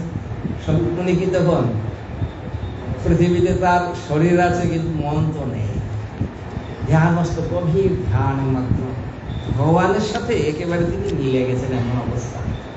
মহারাজ তখন বারবার জল প্রার্থনা করলেন, কিন্তু আজকে এই শ্রীমদ্ ভাগবতের মধ্যে বলছে কিরকম অবস্থা। প্রতিরুদ্রেন্দ্রিয় প্রাণ মন বুদ্ধি রূপরতম স্থনতয়াৎ প্রাপ্তম ব্রহ্মভূতম অবিক্রিয়ম। শ্রমিক মুনি 3টি স্থান জগতের, এই যে স্থান ত্রয়া, তার চতুর্থীয় স্থানে চলে গেছেন, একেবারে ভগবানের সাথে চলে গেছেন, এমন অবস্থা। শরীর এখানে আছে কিন্তু তার সমস্ত চেতনা ভগবানের সাথে মিশে গেছে। জগতের ডাকাডাকিতে কোনো কাজ হয়, তখন তিনি কি করলেন? ডাকে তো সাড়া দিচ্ছেন না। এখন শাস্ত্র কি বলে? শাস্ত্র বলছে আমাদের অতিথির যেস্য ভগ্নাশ গৃহাৎ প্রতি নিবর্ততে সদত্তা দুষ্কৃতং সর্ব পুণ্যমাদায় গচ্ছতি। গৃহস্থের বড় জ্বালা। আমরা যারা গৃহস্থ, আমাদের অনেক কর্তব্য আছে। বাড়িতে যদি অতিথি আসে, কোনো কিছু প্রার্থনা যদি করে, সেটা যদি পূরণ করার সামর্থ্য আমার যদি থাকে, আমি যদি না দিই, তাহলে কি হবে? বুঝছেন, অতিথি যেস্য ভগ্নাশ, যার বাড়িতে অতিথি এসে ভগ্ন মনোরথ হয়ে মনের আশা পূরণ না করে ফিরে যায়, তার কি হয়? দত্তা দুষ্কৃতং সর্বম, অতিথির শরীরে যত দুষ্কৃতি ছিল, পাপ ছিল, সব তাকে দিয়ে দিবে। কাকে? ওই গৃহস্থকে। আর পুণ্যমাদায় গচ্ছতি, অতিথি মানে ওই গৃহস্থের যত পুণ্য ছিল সব নিয়ে চলে যায়। আজকে পরীক্ষিত মহারাজ চিন্তা করছেন, আমার তো এখানে জল প্রার্থনা করা উচিত হয়। কারণ কি? কারণ সমীপ মুনি যেখানে ধ্যান মগ্ন, ভগবানের সেবায় মগ্ন আছেন, এই সময় আমার জল প্রার্থনা করা কি উচিত? তিনি তো আমাকে জল দিতে পারলেন না। এখন আমি যদি ফিরে যাই, আমি তো অতিথি। কাকে অতিথি বলে? যে কোনো প্রকার পূর্বাভাস না দিয়ে চলে আসবে, প্রথমত সেই কিন্তু অতিথি। মহারাজকে জানিয়ে এসেছিলেন যে আমি আপনার আশ্রমে আসবো, তিনি তো অতিথি, ঠিক না? এখন পরীক্ষিত মহারাজ চিন্তা করছেন, আমি যদি এখানে ফিরে যাই, তাহলে তো কি হবে? সমীপ মুনির সমস্ত পুণ্য আমার কাছে চলে আসবে। এত বছর ভজন করলেন, আর আমি তো রাজা। পরীক্ষিত মনে করছে, আমি তো মহাপাপী, সারা জীবন কত কিছু করলাম, রাজত্ব করেছি, কত কিছু শাসন করতে গিয়ে অনেককে কঠোর শাস্তি দিতে হয়, তাতে তার কষ্ট হয়েছে। আমি তো মহাপাপী, সমস্ত পাপ আজকে তার কাছে পড়বে, এটা তো মানা না। আমি যদি দুষ্কৃতি করি, তাহলে তো আর আমি অতিথি থাকবো না। অতিথি বলে আমরা যাকে চিনি না তাকে আশ্রয় দিলাম, এখন দেওয়া যায়? আজকালকের যে পরিস্থিতি, কাউকে আমরা আশ্রয় দিই, দেওয়া সম্ভব না, কারণ পরিস্থিতি শিকার। আগে অতিথি আসলে প্রশ্ন করতো যে আপনি সপাক খাবেন নাকি আমি রান্না করে দিলে খাবেন। অতিথি যে বলে সপাক, তাহলে তারও দিব, তার জন্য ব্যবস্থা করতে হতো, নতুন পাত্র, তারপরে রান্নার ব্যবস্থা সব করে দিলে তিনি গ্রহণ করবেন। আর তিনি যদি করপাক আমার হাতে খান, তাহলে তো বাঁচা গেল। এখন কি এইসব দিন আছে? চোর বাটপার সবকিছু পাল্লায় করে সাধু হয়ে গেছে একেবারে। বলে সাধু সাবধান, চোরকে সাবধান করে তো লাভ নাই, সাধুকে বলছে সাবধান তোমার।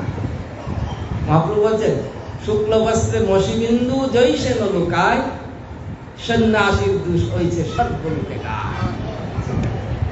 কালো কাপড়, কালো কাপড় যে ছাতার যে কাপড়টা আছে কালো না, এর মধ্যে ময়লা লাগবে কি? আপনি যদি কালিও লাগান, আলকাতরাও মাখান, তাতে ওই ছাতার কাপড়ের কোনো লাভ নাই, কোনো ক্ষতিবৃদ্ধি নাই। কিন্তু সুন্দর করে একটু আগে গ্লু দিয়ে পরিষ্কার করলেন, শুকিয়ে দিয়ে আয়রন করে নিয়ে আসলেন, যে ধুতি একেবারে পরিষ্কার, এক বিন্দু কালিও যদি লাগে তাহলেও চোখে পড়ছে। বলছে শুক্ল বস্ত্রে মসিবিন্দু জৈসে নলুকায়।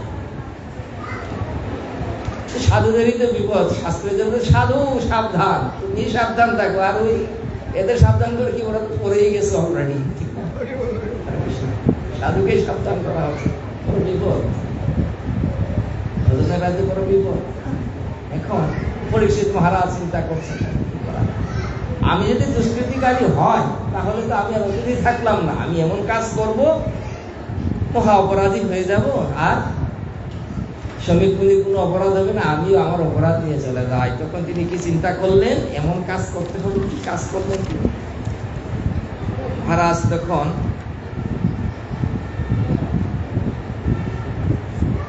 শতু ব্রহ্ম ঋষরংশে গতাসু মুরগংরুষঃ বিনির্গন্ধা ধনুষ্পেট্টা নিধায় পুনরাগমাৎ। এইদিকে যে মাথা ঘুরিয়ে দেখলেন কি, তক্ষক একটি সর্প, মৃত সর্প, মরা সাপ পড়ে আছে। ঋষি যেখানে ধ্যান করছেন ওইখানে ধনুষ্পেট্টাং, ধনুক দিয়ে তিনি এইরকম উঠালেন। ধনুক কি? ক্ষত্রিয়ের বল কিন্তু ধনুক দিয়ে, চিন্তা করেন, হাত দিয়ে কিন্তু উঠছে না, ধনুক দিয়ে উঠাচ্ছে। আর ঋষের অংশে মানে কাঁধের মধ্যে ঝুলিয়ে দিলেন। কত বড় অপরাধ! এত বড় সাধু যে ভগবানের সেবা করছেন, ধ্যানের মধ্যে এমন ভাবে নিমগ্ন, ডাকাডাকিতেও যা ধ্যান ভঙ্গ হচ্ছে না, এত বড় সাধু তার চরণে তিনি অপরাধ করতে ইচ্ছা করে। কেন আমি অপরাধী হব? কিন্তু শ্রমিক মুনির যেন কোনো পাপ না হয়, আমি চলে যাচ্ছি। এদিকে ঋষির যে পুত্র শৃঙ্গী, শৃঙ্গীর বয়স খুবই কম। শৃঙ্গী মুনি যখনই শুনলেন তার পিতাকে এমন ভাবে অপমান করা হয়েছে, তখন তিনি বলছেন কি, কৌশিকী আপূর্বস্পৃশ্য ভাগবজ্রং বিসর্জঃ, অভিশাপ দিলেন। শ্রীমদ্ ভাগবতের কি ভাষা চিন্তা করুন। শৃঙ্গী মুনি অভিশাপ দিচ্ছেন, বাঘ বজ্রং বিসর্জঃ, এমন ভাবে অভিশাপটা আছে যেমন বজ্র হচ্ছে অমুক, কারো উপর যদি বজ্র পড়ে তার মৃত্যু হবেই। আর শ্রমিক মুনির পুত্র যে শৃঙ্গী, সে যদিও শিশু, কিন্তু তার মুখ থেকে নির্গত যে বাক্য হচ্ছে অমুক, বাঘ বজ্রং, বজ্রের মতো সেই বাক্য উপস্থাপন করলেন। তিনি কি বলছেন, ইতি লঙ্ঘিত মর্যাদম তক্ষক সপ্তমে অহনি দংশতস্মি কুলাঙ্গারম অদিতমে ততদ্রোহম। বলে যে কুলাঙ্গার এই কর্ম করেছে, তিনি অভিশাপ দিচ্ছেন। ইতি লঙ্ঘিত মর্যাদা, মর্যাদা লঙ্ঘন করে যে কুলাঙ্গার এই কাজ করেছে, তাকে আমি অভিশাপ দিচ্ছি 7 দিনের মধ্যে সপ্তম আহনি, এই তক্ষক দংশনে তার মৃত্যু হবে। ওই দিনের মধ্যে আচ্ছা দিন আছে কটা? হরে কৃষ্ণ, দিন আছে 7টা। এটা হচ্ছে ভাগবত আমাদের সংকেত দিচ্ছে, পরীক্ষিতকে না আমাদেরকে বলছে 7 দিনের মধ্যে আমাদের সবারই মৃত্যু হয়ে যাবে। শুক্রবার থেকে গুনুন, শনিবার পর্যন্ত না, শুক্রবার থেকে গুনলে বৃহস্পতিবার এই সপ্তাহ শেষ, ওই 7 দিনেই হবে না। শনিবার থেকে গুনবো, ভালো কথা। শনি থেকে গুনলে রবিবারে গিয়ে আপনার ওই 7 দিনেই হবে না, আমি ইংলিশ ধরে গুনবো, ভালো। স্যাটারডে, সানডে, ফ্রাইডে, ওই 7 দিনেই হবে, 7 দিনের বেশি আর হয় না। সপ্তম অহনি, 7 দিনের মধ্যে আমাদের সবারই মৃত্যু। মহারাজ পরীক্ষিত জানতেন যে কর্ম করে আসলাম এর তো সুফল হাতে হাতেই আমি পাবো। আজকে সাথে সাথে তিনি কি করলেন, দিতে চলে গেছেন হস্তিনাপুরে। তিনি জানতেন কি হবে। আর ঋষি শ্রমিক মুনির ধ্যান ভঙ্গ হয়ে গেল। তিনি পুত্রকে অনেক তিরস্কার করলেন, তুমি তো জানো না তুমি কাকে অভিশাপ দিয়েছো জানো? মহারাজ পরীক্ষিত যে পরম ভাগবত, তাকে অভিশাপ দেওয়া তোমার উচিত হয়নি। মহারাজ পরীক্ষিত পৃথিবীতে না থাকলে পৃথিবীতে অরাজক হয়ে যাবে। উপযুক্ত রাজা না থাকলে কি হবে? অরাজক হবে না? সে তো আমরা টের পাচ্ছি, রাজা না থাকলে কি হয়। হরে কৃষ্ণ, ভালোই করে টের পাই আমরা, ঠিক না? এখন মহারাজ পরীক্ষিতকে তিনি সংবাদ পাঠিয়ে দিলেন, তাড়াতাড়ি যাও। শিষ্যকে বললেন, তুমি তাড়াতাড়ি গিয়ে মহারাজকে জানাও আজকে থেকে 7 দিনের মধ্যে তার মৃত্যু হবে, তিনি যেন মৃত্যুর প্রস্তুতি নেন। আর মহারাজ পরীক্ষিত যখনই শুনলেন, সচিন্তয়া নিত্য মকৃষ্ণোদ যথা মুনে সুতুক্ত নির্যতি তক্ষকাক্ষ সাধু মেনে নাচিরেন তক্ষকানলম প্রসক্তস্য বিরক্তি কারণ। যখনই মহারাজ পরীক্ষিত শুনতে পারলেন 7 দিনের মধ্যে তার মৃত্যু হবে, তিনি একটু বললেন না, বললেন সাধু মেনে তক্ষকানতি, ওহো হো ভাগ্য, সাধু সাধু। আমরা যদি শুনতে পাই 7 দিনের মধ্যে আমাদের মৃত্যু হবে, সাথে সাথে আমাদের শরীর পড়ে যাবে, কি হবে? মহারাজ পরীক্ষিত খুব ভালো হয়েছে। কারণ কি? প্রসক্তস্য বিরক্তি কারণ। সংসারের মধ্যে আমি এমন ভাবে আসক্ত ছিলাম, ভগবান কৃপা করে আমাকে 7 দিন আগে নোটিশ দিয়ে কি করেছেন? বিরক্তির সৃষ্টি করেছেন। ভক্তের এমনি ভাব হবে। এই যে গীতার মধ্যে দৈবাসুর সম্পদ বিভাগ যুগ, ভগবান অসুর অর্থাৎ অভক্তদের দোষ আর ভক্তদের গুণ বর্ণনা করছেন। প্রথমে ভক্তের গুণ বলছেন, বলছে অভয়ং সত্য সংশুদ্ধিম। ভক্তের গুণ হচ্ছে অভয়, ভক্তের মনের মধ্যে কোনো সময় ভয় থাকবে না। কারণ কি? ভক্ত জানে অবশ্য রক্ষিবে কৃষ্ণ বিশ্বাস, রক্ষিষ্যতীতি বিশ্বাস। যে যত বড় ভক্ত সে তত বেশি বিশ্বাস করে যে কৃষ্ণ আমাকে রক্ষা করবেন, আমার কিনা চিন্তা করতে হবে, আমার কিসে ভালো সে তো কৃষ্ণ জানে, আমার চিন্তা করো না কি?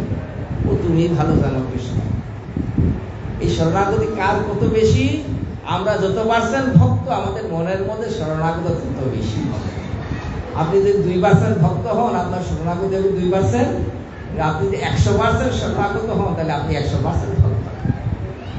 যার যত শরণাগতি যেন মনের মধ্যে ভয়ের কোনো দরকার নেই, যা কৃষ্ণ করবেন সেটাই মঙ্গল। পরীক্ষিত মহারাজ কি করলেন? তিনি কৃষ্ণাঙ্গে সৈব্যমানম উপাবিশদ প্রায়ম অমর্ত নদ্য মহা। তিনি অমর্ত নদী অর্থাৎ স্বর্গের সেই যে নদী, সুর নদী, সেই গঙ্গার তীরে বসে পড়লেন। প্রায় উপবেশন বসে, এখানে বসে আমার প্রায় উপবেশন আছে এমন এক প্রক্রিয়া, এখানে আমি বসে আমার দেহ ত্যাগ হবে, এর মধ্যে বাইরের কোনো জিনিস আমি গ্রহণ করবো না, এই আসলেই আমার মৃত্যু, এটা সংকল্প। মহারাজ বসে বললেন। আজকে দেখুন, পরীক্ষিত মহারাজ সারা জীবনে বহু সাধু সন্তের সেবা করেছেন, কিন্তু সবাইকে তো একসাথে দর্শন করা যায় না, বলেন? দেখা যায় যেদিন অত্রি মুনি এসেছেন, পরের দিন হয়তো বা বশিষ্ঠ এসেছে, কিন্তু দুইজনের সাথে একসাথে দেখা হওয়ার কথা না। কিন্তু যখনই পৃথিবীর সর্বত্র ছড়িয়ে গেল কি মহারাজ পরীক্ষিত প্রায় উপবেশনে বসেছে, 7 দিনের মধ্যে তার মৃত্যু হবে, সমস্ত ঋষিগণ, রাজর্ষিগণ, ভক্তগণ সবাই দলে দলে হরিদ্বার ব্রহ্মকুণ্ড উপস্থিত। নিতাই গৌর হরি বল।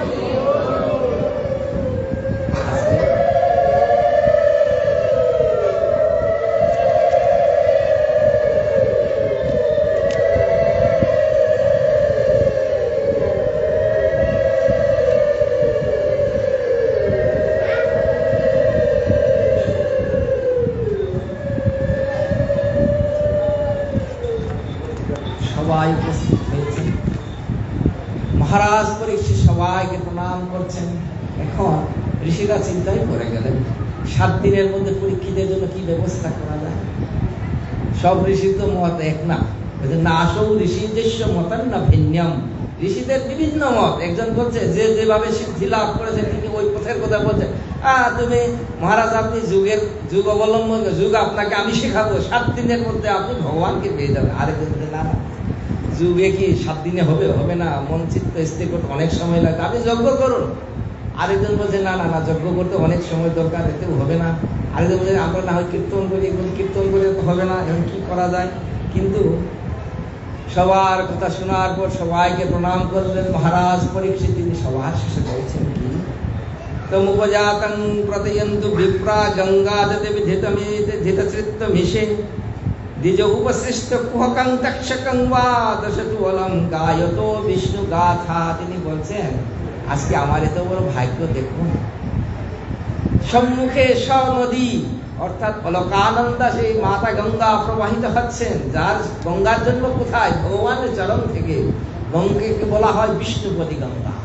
গঙ্গার নাম বিষ্ণুপদী না, গঙ্গা হচ্ছে জলব্রহ্ম, গঙ্গা স্বয়ং ভগবানকে। চৈতন্য ভাগবতের মধ্যে বলা আছে যে চারটি বস্তু, তুলসী, ভক্তজন, গঙ্গাজল আর ভাগবত। চতুর্ধা বিগ্রহ কৃষ্ণ, এই চারি সঙ্গে চারটি, স্বয়ং তুলসী দেবী, বৃন্দা দেবী, গ্রন্থরাজ শ্রীমদ ভাগবতম, আর হচ্ছে শুদ্ধ ভক্তগণ, আর হচ্ছে গঙ্গা। চতুর্ধা বিগ্রহ কৃষ্ণ, এই যে ভগবানের চারটি প্রতিমূর্তি। বলছে জীবন্যাস করিলে শ্রী মূর্তি পূজ্য হয়, জন্ম মাত্র এই চারি ঈশ্বর বেদে কয়। ভগবানের শ্রীমূর্তি আনবেন, জীবন্যাস করতে হবে, প্রাণ প্রতিষ্ঠা করে না বলে জীবন্যাস করার পরে মূর্তি পূজ্য হবে, এর আগে হবে না। কিন্তু জন্মমাত্র এই চারি ঈশ্বর বেদে কয়। কিন্তু ভাগবতম গ্রন্থ ভক্তগণ, ভক্তের যেখানেই জন্ম হোক, ভক্ত হচ্ছে ভগবানের প্রতিনিধি। তুলসী মহারানী যেখানেই থাকুন, সে শ্মশানেই থাকুন, রাস্তায় থাকুন, আর অর্চনের জায়গাটা তুলসী তুলসী তুলসীর মধ্যে কোনো পার্থক্য আছে? শ্মশানের তুলসী এক আর বাড়ির তুলসী আলাদা নাকি? না, সবই ভগবানের। গঙ্গা জল ভগবান। গঙ্গা এমন পবিত্র, নর্দমার জল গিয়ে গঙ্গায় যখন পড়ে, সে আর নর্দমার জল থাকে না। আর তার চাইতে পবিত্র হচ্ছে ভক্ত। হচ্ছে কি, গঙ্গার পরশ পাইলে পশ্চাতে পাবন, দর্শনে পবিত্র করো এই তোমার। গঙ্গাকে যদি আমরা স্পর্শ করি, তারপরে আমরা পবিত্র। আর ভক্ত বৈষ্ণবদের দূরে থেকে যদি দর্শনও করি, তা হলো পবিত্র। তাই গৌর হরি বল।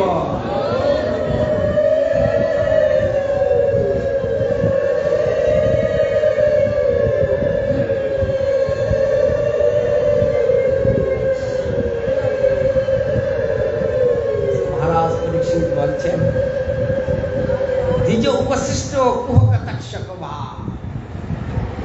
আজকে আপনারা সবাই উপস্থিত, এত বড় শুদ্ধ ভাগবতজন সবাই উপস্থিত হয়েছেন। আমার কত বড় ভাগ্য, সামনে মাতা গঙ্গা প্রবাহিত হচ্ছে। আর এই অবস্থায় কুহক তক্ষক, ওই যে ভয়ে আমরা ভীত মৃত্যুরূপী তক্ষক, সে এসে আমাকে দংশন করে। দশতু অলম, আমার কোনো দুঃখ নেই। তবে আপনাদের কাছে আমার একটাই প্রার্থনা, সেটা হচ্ছে আপনারা তো তর্ক বিতর্ক করছেন, কি করবেন না করবেন, আমি একটা প্রার্থনা করি, সেটা হচ্ছে কি, গায়ত বিষ্ণু গাথা, আপনারা সবাই ভগবানের নাম কীর্তন করুন।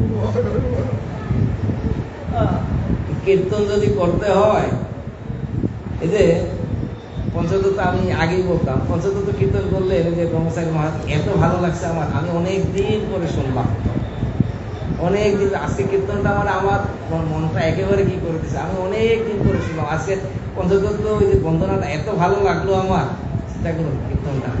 এর কীর্তন যদি করতে হয়, কীর্তন করতে হলে একটু লিডার লাগবে না? মহারাজ পরীক্ষিত বললেন গায়ত বিষ্ণু গাথা, আপনারা কীর্তন করুন। এখন কীর্তন করতে হলে কে লিডিং দিবে? এইখানেও আবার কথা সমান হচ্ছে না। স্বয়ং ব্যাসদেব উপস্থিত, দেবর্ষী নারদ উপস্থিত, চবন, অত্রি, ব্যাস সবাই উপস্থিত। তখন ওই সময় সবাই যখন চিন্তা করছে কীর্তন তো করবো, কিভাবে করব, কার নেতৃত্বে হবে, ঠিক ওই সময় উপস্থিত হচ্ছেন কি, তত্র ভবৎ ভগবান ব্যাসপুত্র যদিচ্ছয়া কামটমনপেক্ষো অলক্ষ্য লিঙ্গ দিশ নিজলাভতুষ্ট প্রীতচ্ছ বালরবদূতো বিশঃ তং দিয়স্তবর্ষ সুকুমার পাদ কপুল গাত্রম। ঠিক সেই সময় আজকে উপস্থিত হলেন দ্বিঅষ্টবর্ষ, অষ্ট মানে 8, দ্বিঅষ্ট মানে 8 দিন 16 বছর বয়স, ব্যাসদেবের পুত্র স্বয়ং সুখদেব গোস্বামী মহারাজ উপস্থিত। সুখদেবের শরীরে তিনি অবধূত বেশ, শরীরে একটা সুতাও নাই, যজ্ঞসূত্র মালা তো কি কিছুই নেই শরীরে। আর সবাই তাকে কি মনে করেছে? এখানে বলছেন বালাই বৃতাচ্চ বালাই, সবাই তাকে মনে করেছিল পাগল। পাগল যখন যায় রাস্তার বাচ্চারা কিন্তু সাথে সাথে দৌড়ে, পাগলকে খেপায় না। সুখদেব গোস্বামী যখন যাচ্ছেন সাধারণ শিশুরা মনে করেছিল কি পাগল, এই জন্য অনেকগুলা বাচ্চা তার সাথে এসেছে। এই অবস্থায় বাচ্চা কাচ্চা এইগুলা নিয়ে সুখদেব গোস্বামী সবার মধ্যে উপস্থিত। বাচ্চারা তো চিনে না, কিন্তু ঋষিরা কি চিনে না?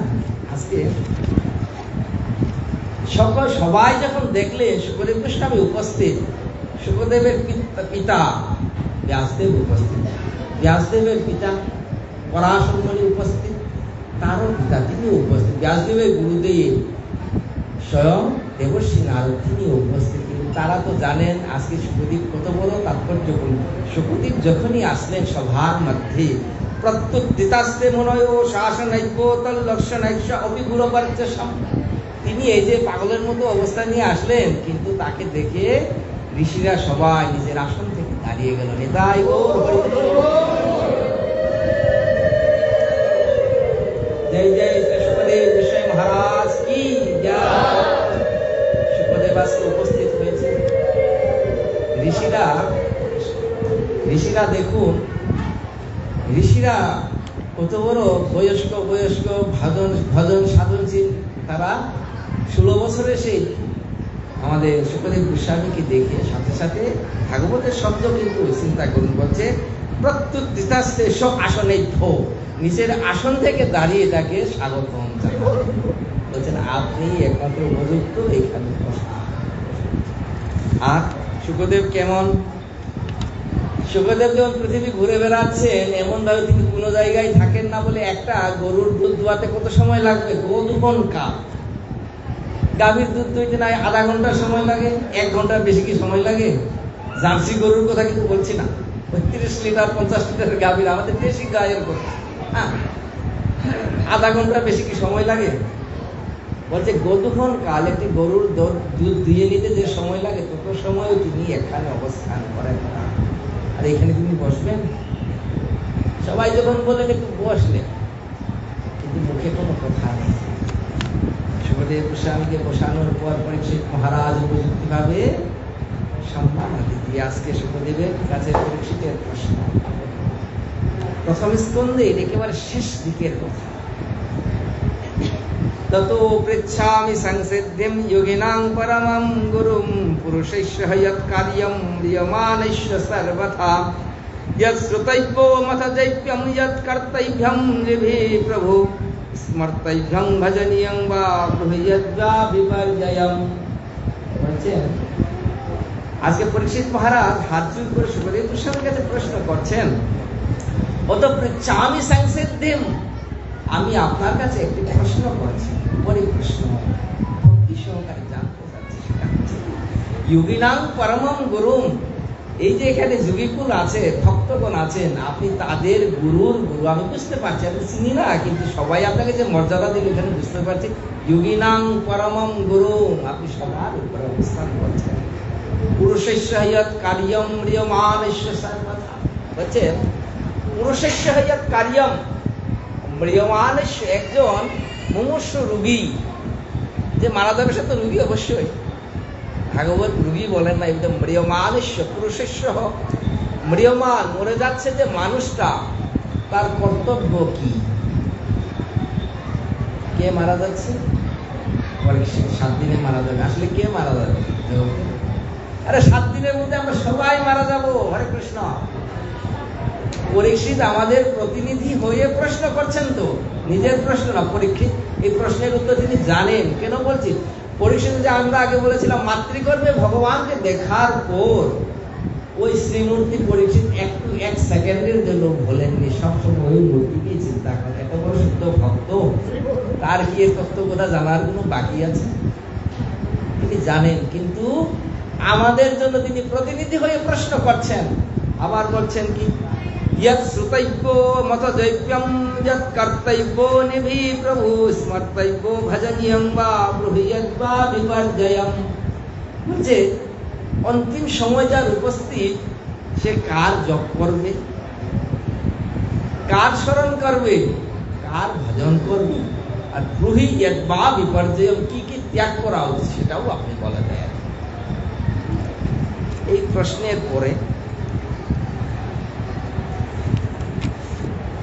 इति श्रीमद्भागवते महापुराणे वैयासिकामष्टादश सहस्रं परमहंसं संहितायां प्रथमस्कन्धे शुकागमन नामैको ऊनविंशति अध्याय इति प्रथमस्कन्ध समाप्त हयो तत्सत् प्रश्न करছেন সুখদেবের প্রশ্নের মাধ্যমে প্রথম স্কন্ধের গীতার যারা আমরা পড়েছি গীতার মধ্যে দেখবেন গীতার ভাগবতের মধ্যে দেখবেন প্রথম অধ্যায়ও কিন্তু গীতার একটা ভূমিকা ভগবত উবাচে কোনো কথা নেই প্রথম অধ্যায় সুখদেবই তো ভাগবত বলবেন নাকি প্রথম স্কন্ধে সুখদেবের কোনো কথা নেই দ্বিতীয় স্কন্ধ শুরু হয়েছে সুখদেবের কথা নিয়ে আজকে শ্রীমদ্ ভাগবত মহাপুরাণ দ্বিতীয় স্কন্ধ প্রথম অধ্যায় শুক উবাচ সুখদেব বলছেন যে সুখদেব কোনদিন কথা বলেননি আজকে প্রথম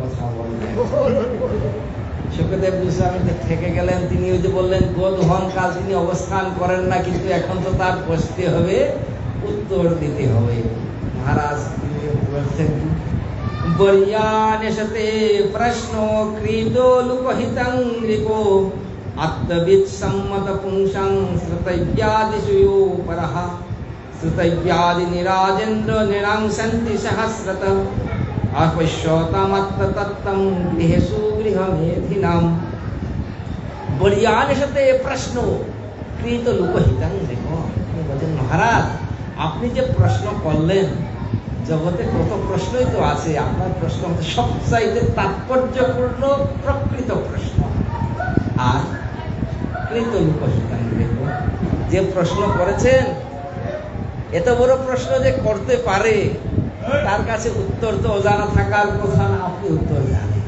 কিন্তু কৃত লোকহিতং রিপো আপনি জগতের জীবের জন্য কল্যাণের জন্য এই প্রশ্ন করেছেন যে এই প্রশ্ন করতে পারে সেই উত্তর তার জানা আছে সেটা আমি অবশ্যই জানি আপনার তো জানা কিন্তু আপনি জগতের জীবের জন্য যে বললাম পরীক্ষিত মহারাজ প্রশ্ন করেছেন আমাদের জন্য পরীক্ষিতের কাছে প্রশ্ন উত্তর আগেই আছে প্রশ্ন করলেন বলে তো সুখদেব বলছে ঠিক না বলছেন কি শ্রুতব্যাদিনী রাজেন্দ্র নিনাংসন্ত সহস্রশ বলছেন নিদ্রয়া হ্রিয়তে নেক্তম দিবা বেবয়ান জবাব দিবা সার্থকয়া রাজন কুটুম্ব ভরণে নবা মহারাজ পৃথিবীতে মানুষের এত ব্যস্ততা 5000 বছর আগে বলছেন ব্যস্ততা সারাদিন তার যাবে কিভাবে রাতের বেলা সে ঘুমাবে রাতের রুটিন হচ্ছে ঘুম কয় ঘন্টা ঘুমান আপনারা 10 ঘন্টা 8 ঘন্টা 6 ঘন্টা বাকি 6 ঘন্টা কি করেন কিছু সময় টিভি দেখি কিছু সময় খাই কিছু সময় ঘুরি আর ভগবানের জন্য ভজন করতে তো 16 মালা করতে গেলে কমপক্ষে 2 ঘন্টা লাগবে এত সময় দেওয়া যাবে না 7 মালা করে 2 মালা করে এইখানে আমরা খুব শর্টকাট কিন্তু সিরিয়াল দেখার সময় আমাদের শর্টকাট হয় না গল্প করার সময় শর্টকাট হয় না ঘুমের সময় শর্টকাট হয় না নিদ্রয়া হ্রিয়তে নেক্তম রাতের বেলা তার ঘুমে যাচ্ছে দিন রয়েছে বলতে দিবা কুটুম্ব ভরণে নবা দিনের বেলা তার যাবে নিজের পেট ভরণ পোষণ আর আত্মীয় স্বজনের ভরণ পোষণ করতে এই দিন যাবে দিন আর রাত গিলার সময় আছে নাকি দিন তো 12 ঘন্টা আর রাত 12 ঘন্টা 12-12-24 1 সেকেন্ডের সময় থাকছে কলিযুগ এমন ব্যস্ত করে বসে আছে তস্মাৎ ভারত সর্বাত্মা ভগবান ঈশ্বর হরি শ্রুতৈব কীর্তিতৈব চ স্মর্তৈব ইচ্ছতা অভয়ম এই জন্য মহারাজ কেউ যদি অভয় লাভ করতে চায় তাহলে একমাত্র ভগবানের কাছেই তার শরণাগত হতে হবে ভগবত কোথায় তার শ্রবণ করতে হবে আর ভগবানকেই তার ধ্যান করতে হবে আর কৃষ্ণ কোথায় শ্রবণ করতে হবে কৃষ্ণের অনু ধ্যান করতে বলে এতাবাং সাংখ্য যুগাজ্ঞাম সধর্ম পরিনিষ্ঠয়া জন্ম লাভ পরপুংসামন্তে নারায়ণ স্মৃতি আজকে মহারাজ পরীক্ষিতকে সুখদেব গোস্বামী বললেন মানব জীবনের প্রকৃত উদ্দেশ্যের কথা যেটা ভাগবতের মূল কথা বলছেন যে মহারাজ মানুষ হয়ে কেন জন্মায় জানেন যে না জানি না বলছে জন্ম লাভ পরপুংসামন্তে নারায়ণ স্মৃতি মনুষ্য জন্মের একটাই উদ্দেশ্য মৃত্যুকালে সে যেন আন্তে নারায়ণ স্মৃতি অন্তিম সময় সে যেন নিজে নিজেই ভগবানকে স্মরণ করতে পারে। এটাই উদ্দেশ্য। এমন কর্ম করতে হবে অন্তিম সময়ে আমরা যেন ভগবানকে নিজেরাই স্মরণ করতে পারি। কি হবে ভগবানকে স্মরণ করতে পারলে অন্তিম সময় কোনো লাভ আছে? লাভটা কি? গীতায় ভগবান উত্তর দিচ্ছেন, অন্তকালে চ মামেব স্মরণ মুক্তা কলেবরম। অন্তিম সময়ে যে ব্যক্তি আমাকে স্মরণ করে দেহ ত্যাগ করবে তার কি হবে বলছেন? সমদ ভাবং প্রৈতি নাস্তিয়ত্র সংশয়। অর্জুনকে বলছেন যে অন্তিম সময়ে আমাকে স্মরণ করে দেহ ত্যাগ করবে অর্জুন, সে আমাকে লাভ করবে। আবার ভগবান গ্যারান্টি দিয়ে বলছেন নাস্তিয়ত্র সংশয়, এখানে কোনো সন্দেহ নাই। আমরা সন্দেহ করবো, ভগবান এই জন্য আবার বলছেন নাস্তিয়ত্র সংশয়। সুখদেব গোস্বামী বলছেন এই অন্তিম সময় যেন ভগবানকে স্মরণ করা যায় এমন কর্ম করা সারা জীবন ব্যাপী, ওইটাই হচ্ছে মানব জীবনের প্রকৃত উদ্দেশ্য। বৈষ্ণব হইব বলি ছিল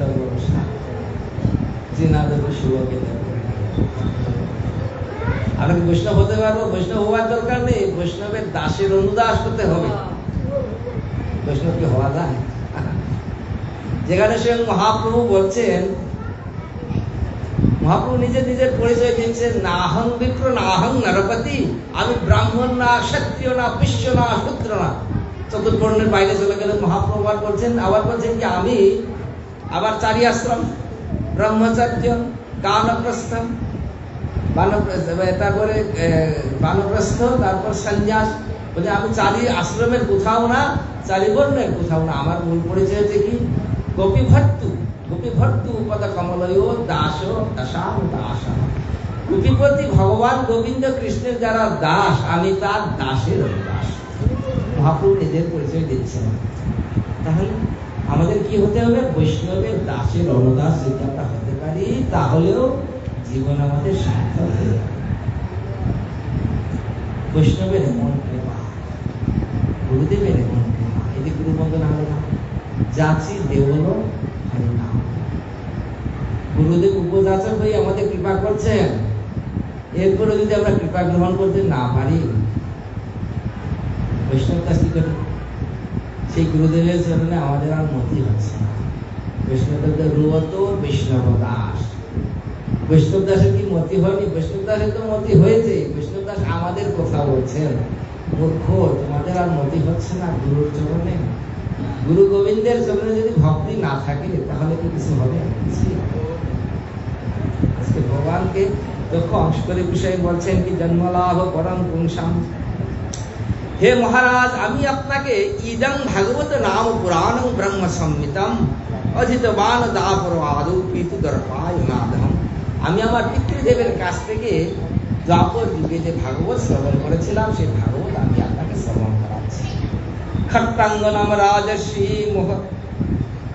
জ্ঞাতা মিহাইশো মুহূর্তাত্ম সর্বমুৎসৃজ্য গতবান ভয়ম হরি তবাপি তর্হি কৌরৈক্য সপ্তাহং জীবিতাবধি উপকল্পয় তৎসর্বং তাবৎ সম্পরায়। বলছে মহারাজ, খট্টাঙ্গ নামে এক রাজর্ষি ছিলেন পুরাকালে। তিনি কি করেছিলেন? খট্টাঙ্গ জানতে পেরেছিলেন তার মৃত্যুকাল উপস্থিত, তার হাতে সময় ছিল মুহূর্ত মাত্রম। মুহূর্ত মানে আজকের ঘড়ির হিসাবে 48 মিনিট সময়। যে 48 মিনিট সময়ে খট্টাঙ্গ ভগবানকে স্মরণ করতে করতে দেহ ত্যাগ করে ভগবানকেই প্রাপ্ত হয়েছিলেন। আর আপনার সময় কত? সপ্তাহং জীবিতাবধি। আপনার তো 7 দিন সময় আছে, আপনি ভগবানকে লাভ করবেন না কেন? অবশ্যই লাভ করবেন। গুরু যদি এত গ্যারান্টি দেন, শিষ্যের কি চিন্তা করতে হয়? আমাদের কর্তব্য হচ্ছে গুরুদেবের সেবা। যে ভগবানের সেবা করতেছে, আপনি ভোগ লাগাবেন ভগবান, আপনার এই দেহ দিয়ে কি ভগবানের সেবা হবে? হবে নাকি? আমাদের এই দেহ দিয়ে ভগবানের সেবা হয় না। গুরুদেব যখন আমাদের কৃপা করেন তখন আমাদের দেহ কি হয়? বলছে সেই দেহ হয় তার চিদানন্দ। অপ্রাকৃত দেহ লাভ হবে তখন। এই দেহ, এই অপ্রাকৃত দেহ যখন অপ্রাকৃত দেহ হবে, ওই অপ্রাকৃত দেহে কৃষ্ণের চরণ অভয়। আপনি ভগবানকে কিছু নিবেদন করতে পারেন না, আপনার সেই যোগ্যতা নাই, আপনি কি করতে পারেন? সর্বোচ্চ আপনি গুরুদেবের সেবা করতে পারেন। আপনি ভগবানের জন্য যা নিবেদন করবেন সবকিছু আপনি মনে মনে গুরুদেবকে নিবেদন করবেন। গুরুদেব, আমি তো অধম, আমি কিছুই জানি না, আপনি কৃপা করে এই যে সেবার উপকরণ যা এনেছি এটি আপনি ভগবানের সেবা নিবেদন করেন। এটাই হচ্ছে খট্টাঙ্গ মহারাজকে বলতে 48 মিনিট সময়ে খট্টাঙ্গ যদি ভগবানকে লাভ করে আর আপনি 7 দিনে কেন করেন? এরপরে মহারাজ তখন এই যে বসে আছেন আর পরীক্ষিত মহারাজ তাকে ভাগবতম শ্রবণ কয়দিন শুনেছিলেন? পরীক্ষিত মহারাজ ভাগবতম 7 দিন শ্রবণ করতে করতে কি হয়েছিল বলছেন মহারাজ পরীক্ষিত ভাগবতম শ্রবণ করতে করতে করতে করতে 7 দিন ব্যাপী শ্রীমদ্ ভাগবতম শ্রবণ করে পরীক্ষিত মহারাজ তখন ভগবানের চরণে দিব্য দেহে চলে গিয়েছিলেন। আর আমরা এইখানে বসে যদি একটু হরিকথা শ্রবণ করি, কার অনুগত হই? পরীক্ষিত মহারাজের কৃপা করবেন। বন্ধু সুন্দরের সেই কথা আবার বলছি, ভক্তি গ্রন্থ ভাগবত আপনারা অনেক ভাগ্যবান। আপনারা যারা এসেছেন নিশ্চয়ই 10 মাইল দূরে থেকে কেউ আসেন নাই। বাড়ি কত দূর মন্দির থেকে? 10 মাইল। 10 মাইল হবে না তো? গাড়িতে উঠতে হয়? কয়জনের গাড়িতে করে আসতে হবে? হাত তুলে তাহলে একটু দেখি। হরে কৃষ্ণ। গাড়িতে কারো উঠতে হয়নি, এখানে হেঁটেই এসেছেন আপনারা, পাশেই তো। কৃপা করে আপনারা সবাই শ্রীমদ্ ভাগবত জয়ন্তীর এই অমৃত গ্রহণ করবেন। এই মতো ভাগবত সম্মান হয়েছে। আজকে কই দিন গেল? আজকে মনে হয় 3য় দিন। আজকে 3য় দিন। আর কই দিন আছে? 4টা দিন। কষ্ট করে আসবেন। বাকি দিনগুলো আমি আশা করছি আপনারা আসবেন, বাড়িরা আসবে, ওই খালি জায়গা আর খালি থাকবে না। ওই যে পিছনে খালি ওই জায়গাটাও যেন পূরণ হয়, এটা আপনাদের দায়িত্ব। আপনারা একা আসলে হবে না, নিজে তো আসবেন, বাড়ির কাউকে নিয়ে আসবেন। তাহলে কি হবে? একজন একজন করে নিয়ে আসলে এখানে আমাদের আর জায়গা হবে না, ওই বাইরেও আমরা শেয়ার দেবো না। হরে কৃষ্ণ। দাদা কালকে শেয়ার লাগবে বাইরে, সবাইকে বলে দিচ্ছি। এই জন্য মন্দিরে যদি জায়গা না হয় আমরা বাইরেও ব্যবস্থা করবো। কিন্তু এই ভাগবত জয়ন্তী 1 বছর পরে আসবে। কিন্তু পরীক্ষিত মহারাজ শ্রবণ করেছিলেন নবমীটা, নভেশ্বচ নবমীটা, ভাদ্র মাসের শুক্লপক্ষের নবমী থেকে পূর্ণিমা পর্যন্ত 7 দিন। আমরাও সেই তিথিকে শ্রবণ করে অনুধ্যান করে এই যে ব্যবস্থা করলাম অল্প করে, আমাদের যত আয়োজন, ঠিক না? এখন আপনি যদি শ্রবণ করতেও না আসেন তাহলে হবে? আসতে হবে, কষ্ট করে সেবা সবই হতো। কেউ কীর্তন করছে, কেউ শ্রবণ করছে, সবই হচ্ছে সেবা, শ্রবণ ও কীর্তন। হ্যাঁ, এই জন্য আপনারা আসবেন। 1 বছর পরে যখন আবার ভাগবত জয়ন্তী হবে তখন সবার যে ভাগ্য হবে সেটা কিন্তু বলা যায় না। হয়তো এমন হবে আমরা সবাই থাকবো কিন্তু আমাদের শরীর আসার মতো অবস্থা না থাকবে। এই হাত যদি আমার না চলে, এই হাত আমার রেখে কোনো লাভ আছে? হতে পারি না। আজকে আপনি হরিনাম করতে পারছেন?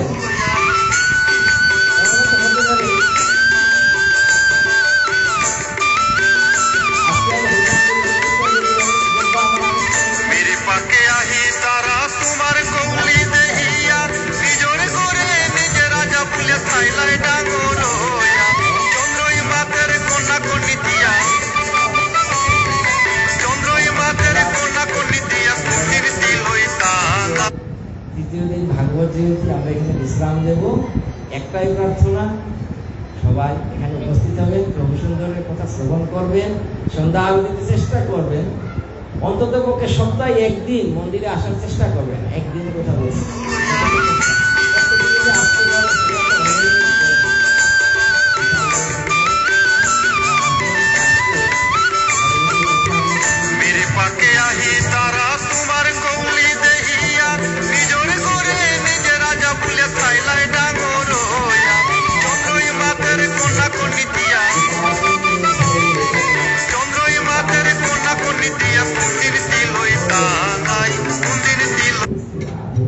এই যে ব্রহ্মচারী প্রভু যে কীর্তনটা করলেন আমার এত ভালো লাগছে। আমি আবার বলছি, প্রভুর কৃপা আছে ওনার উপর।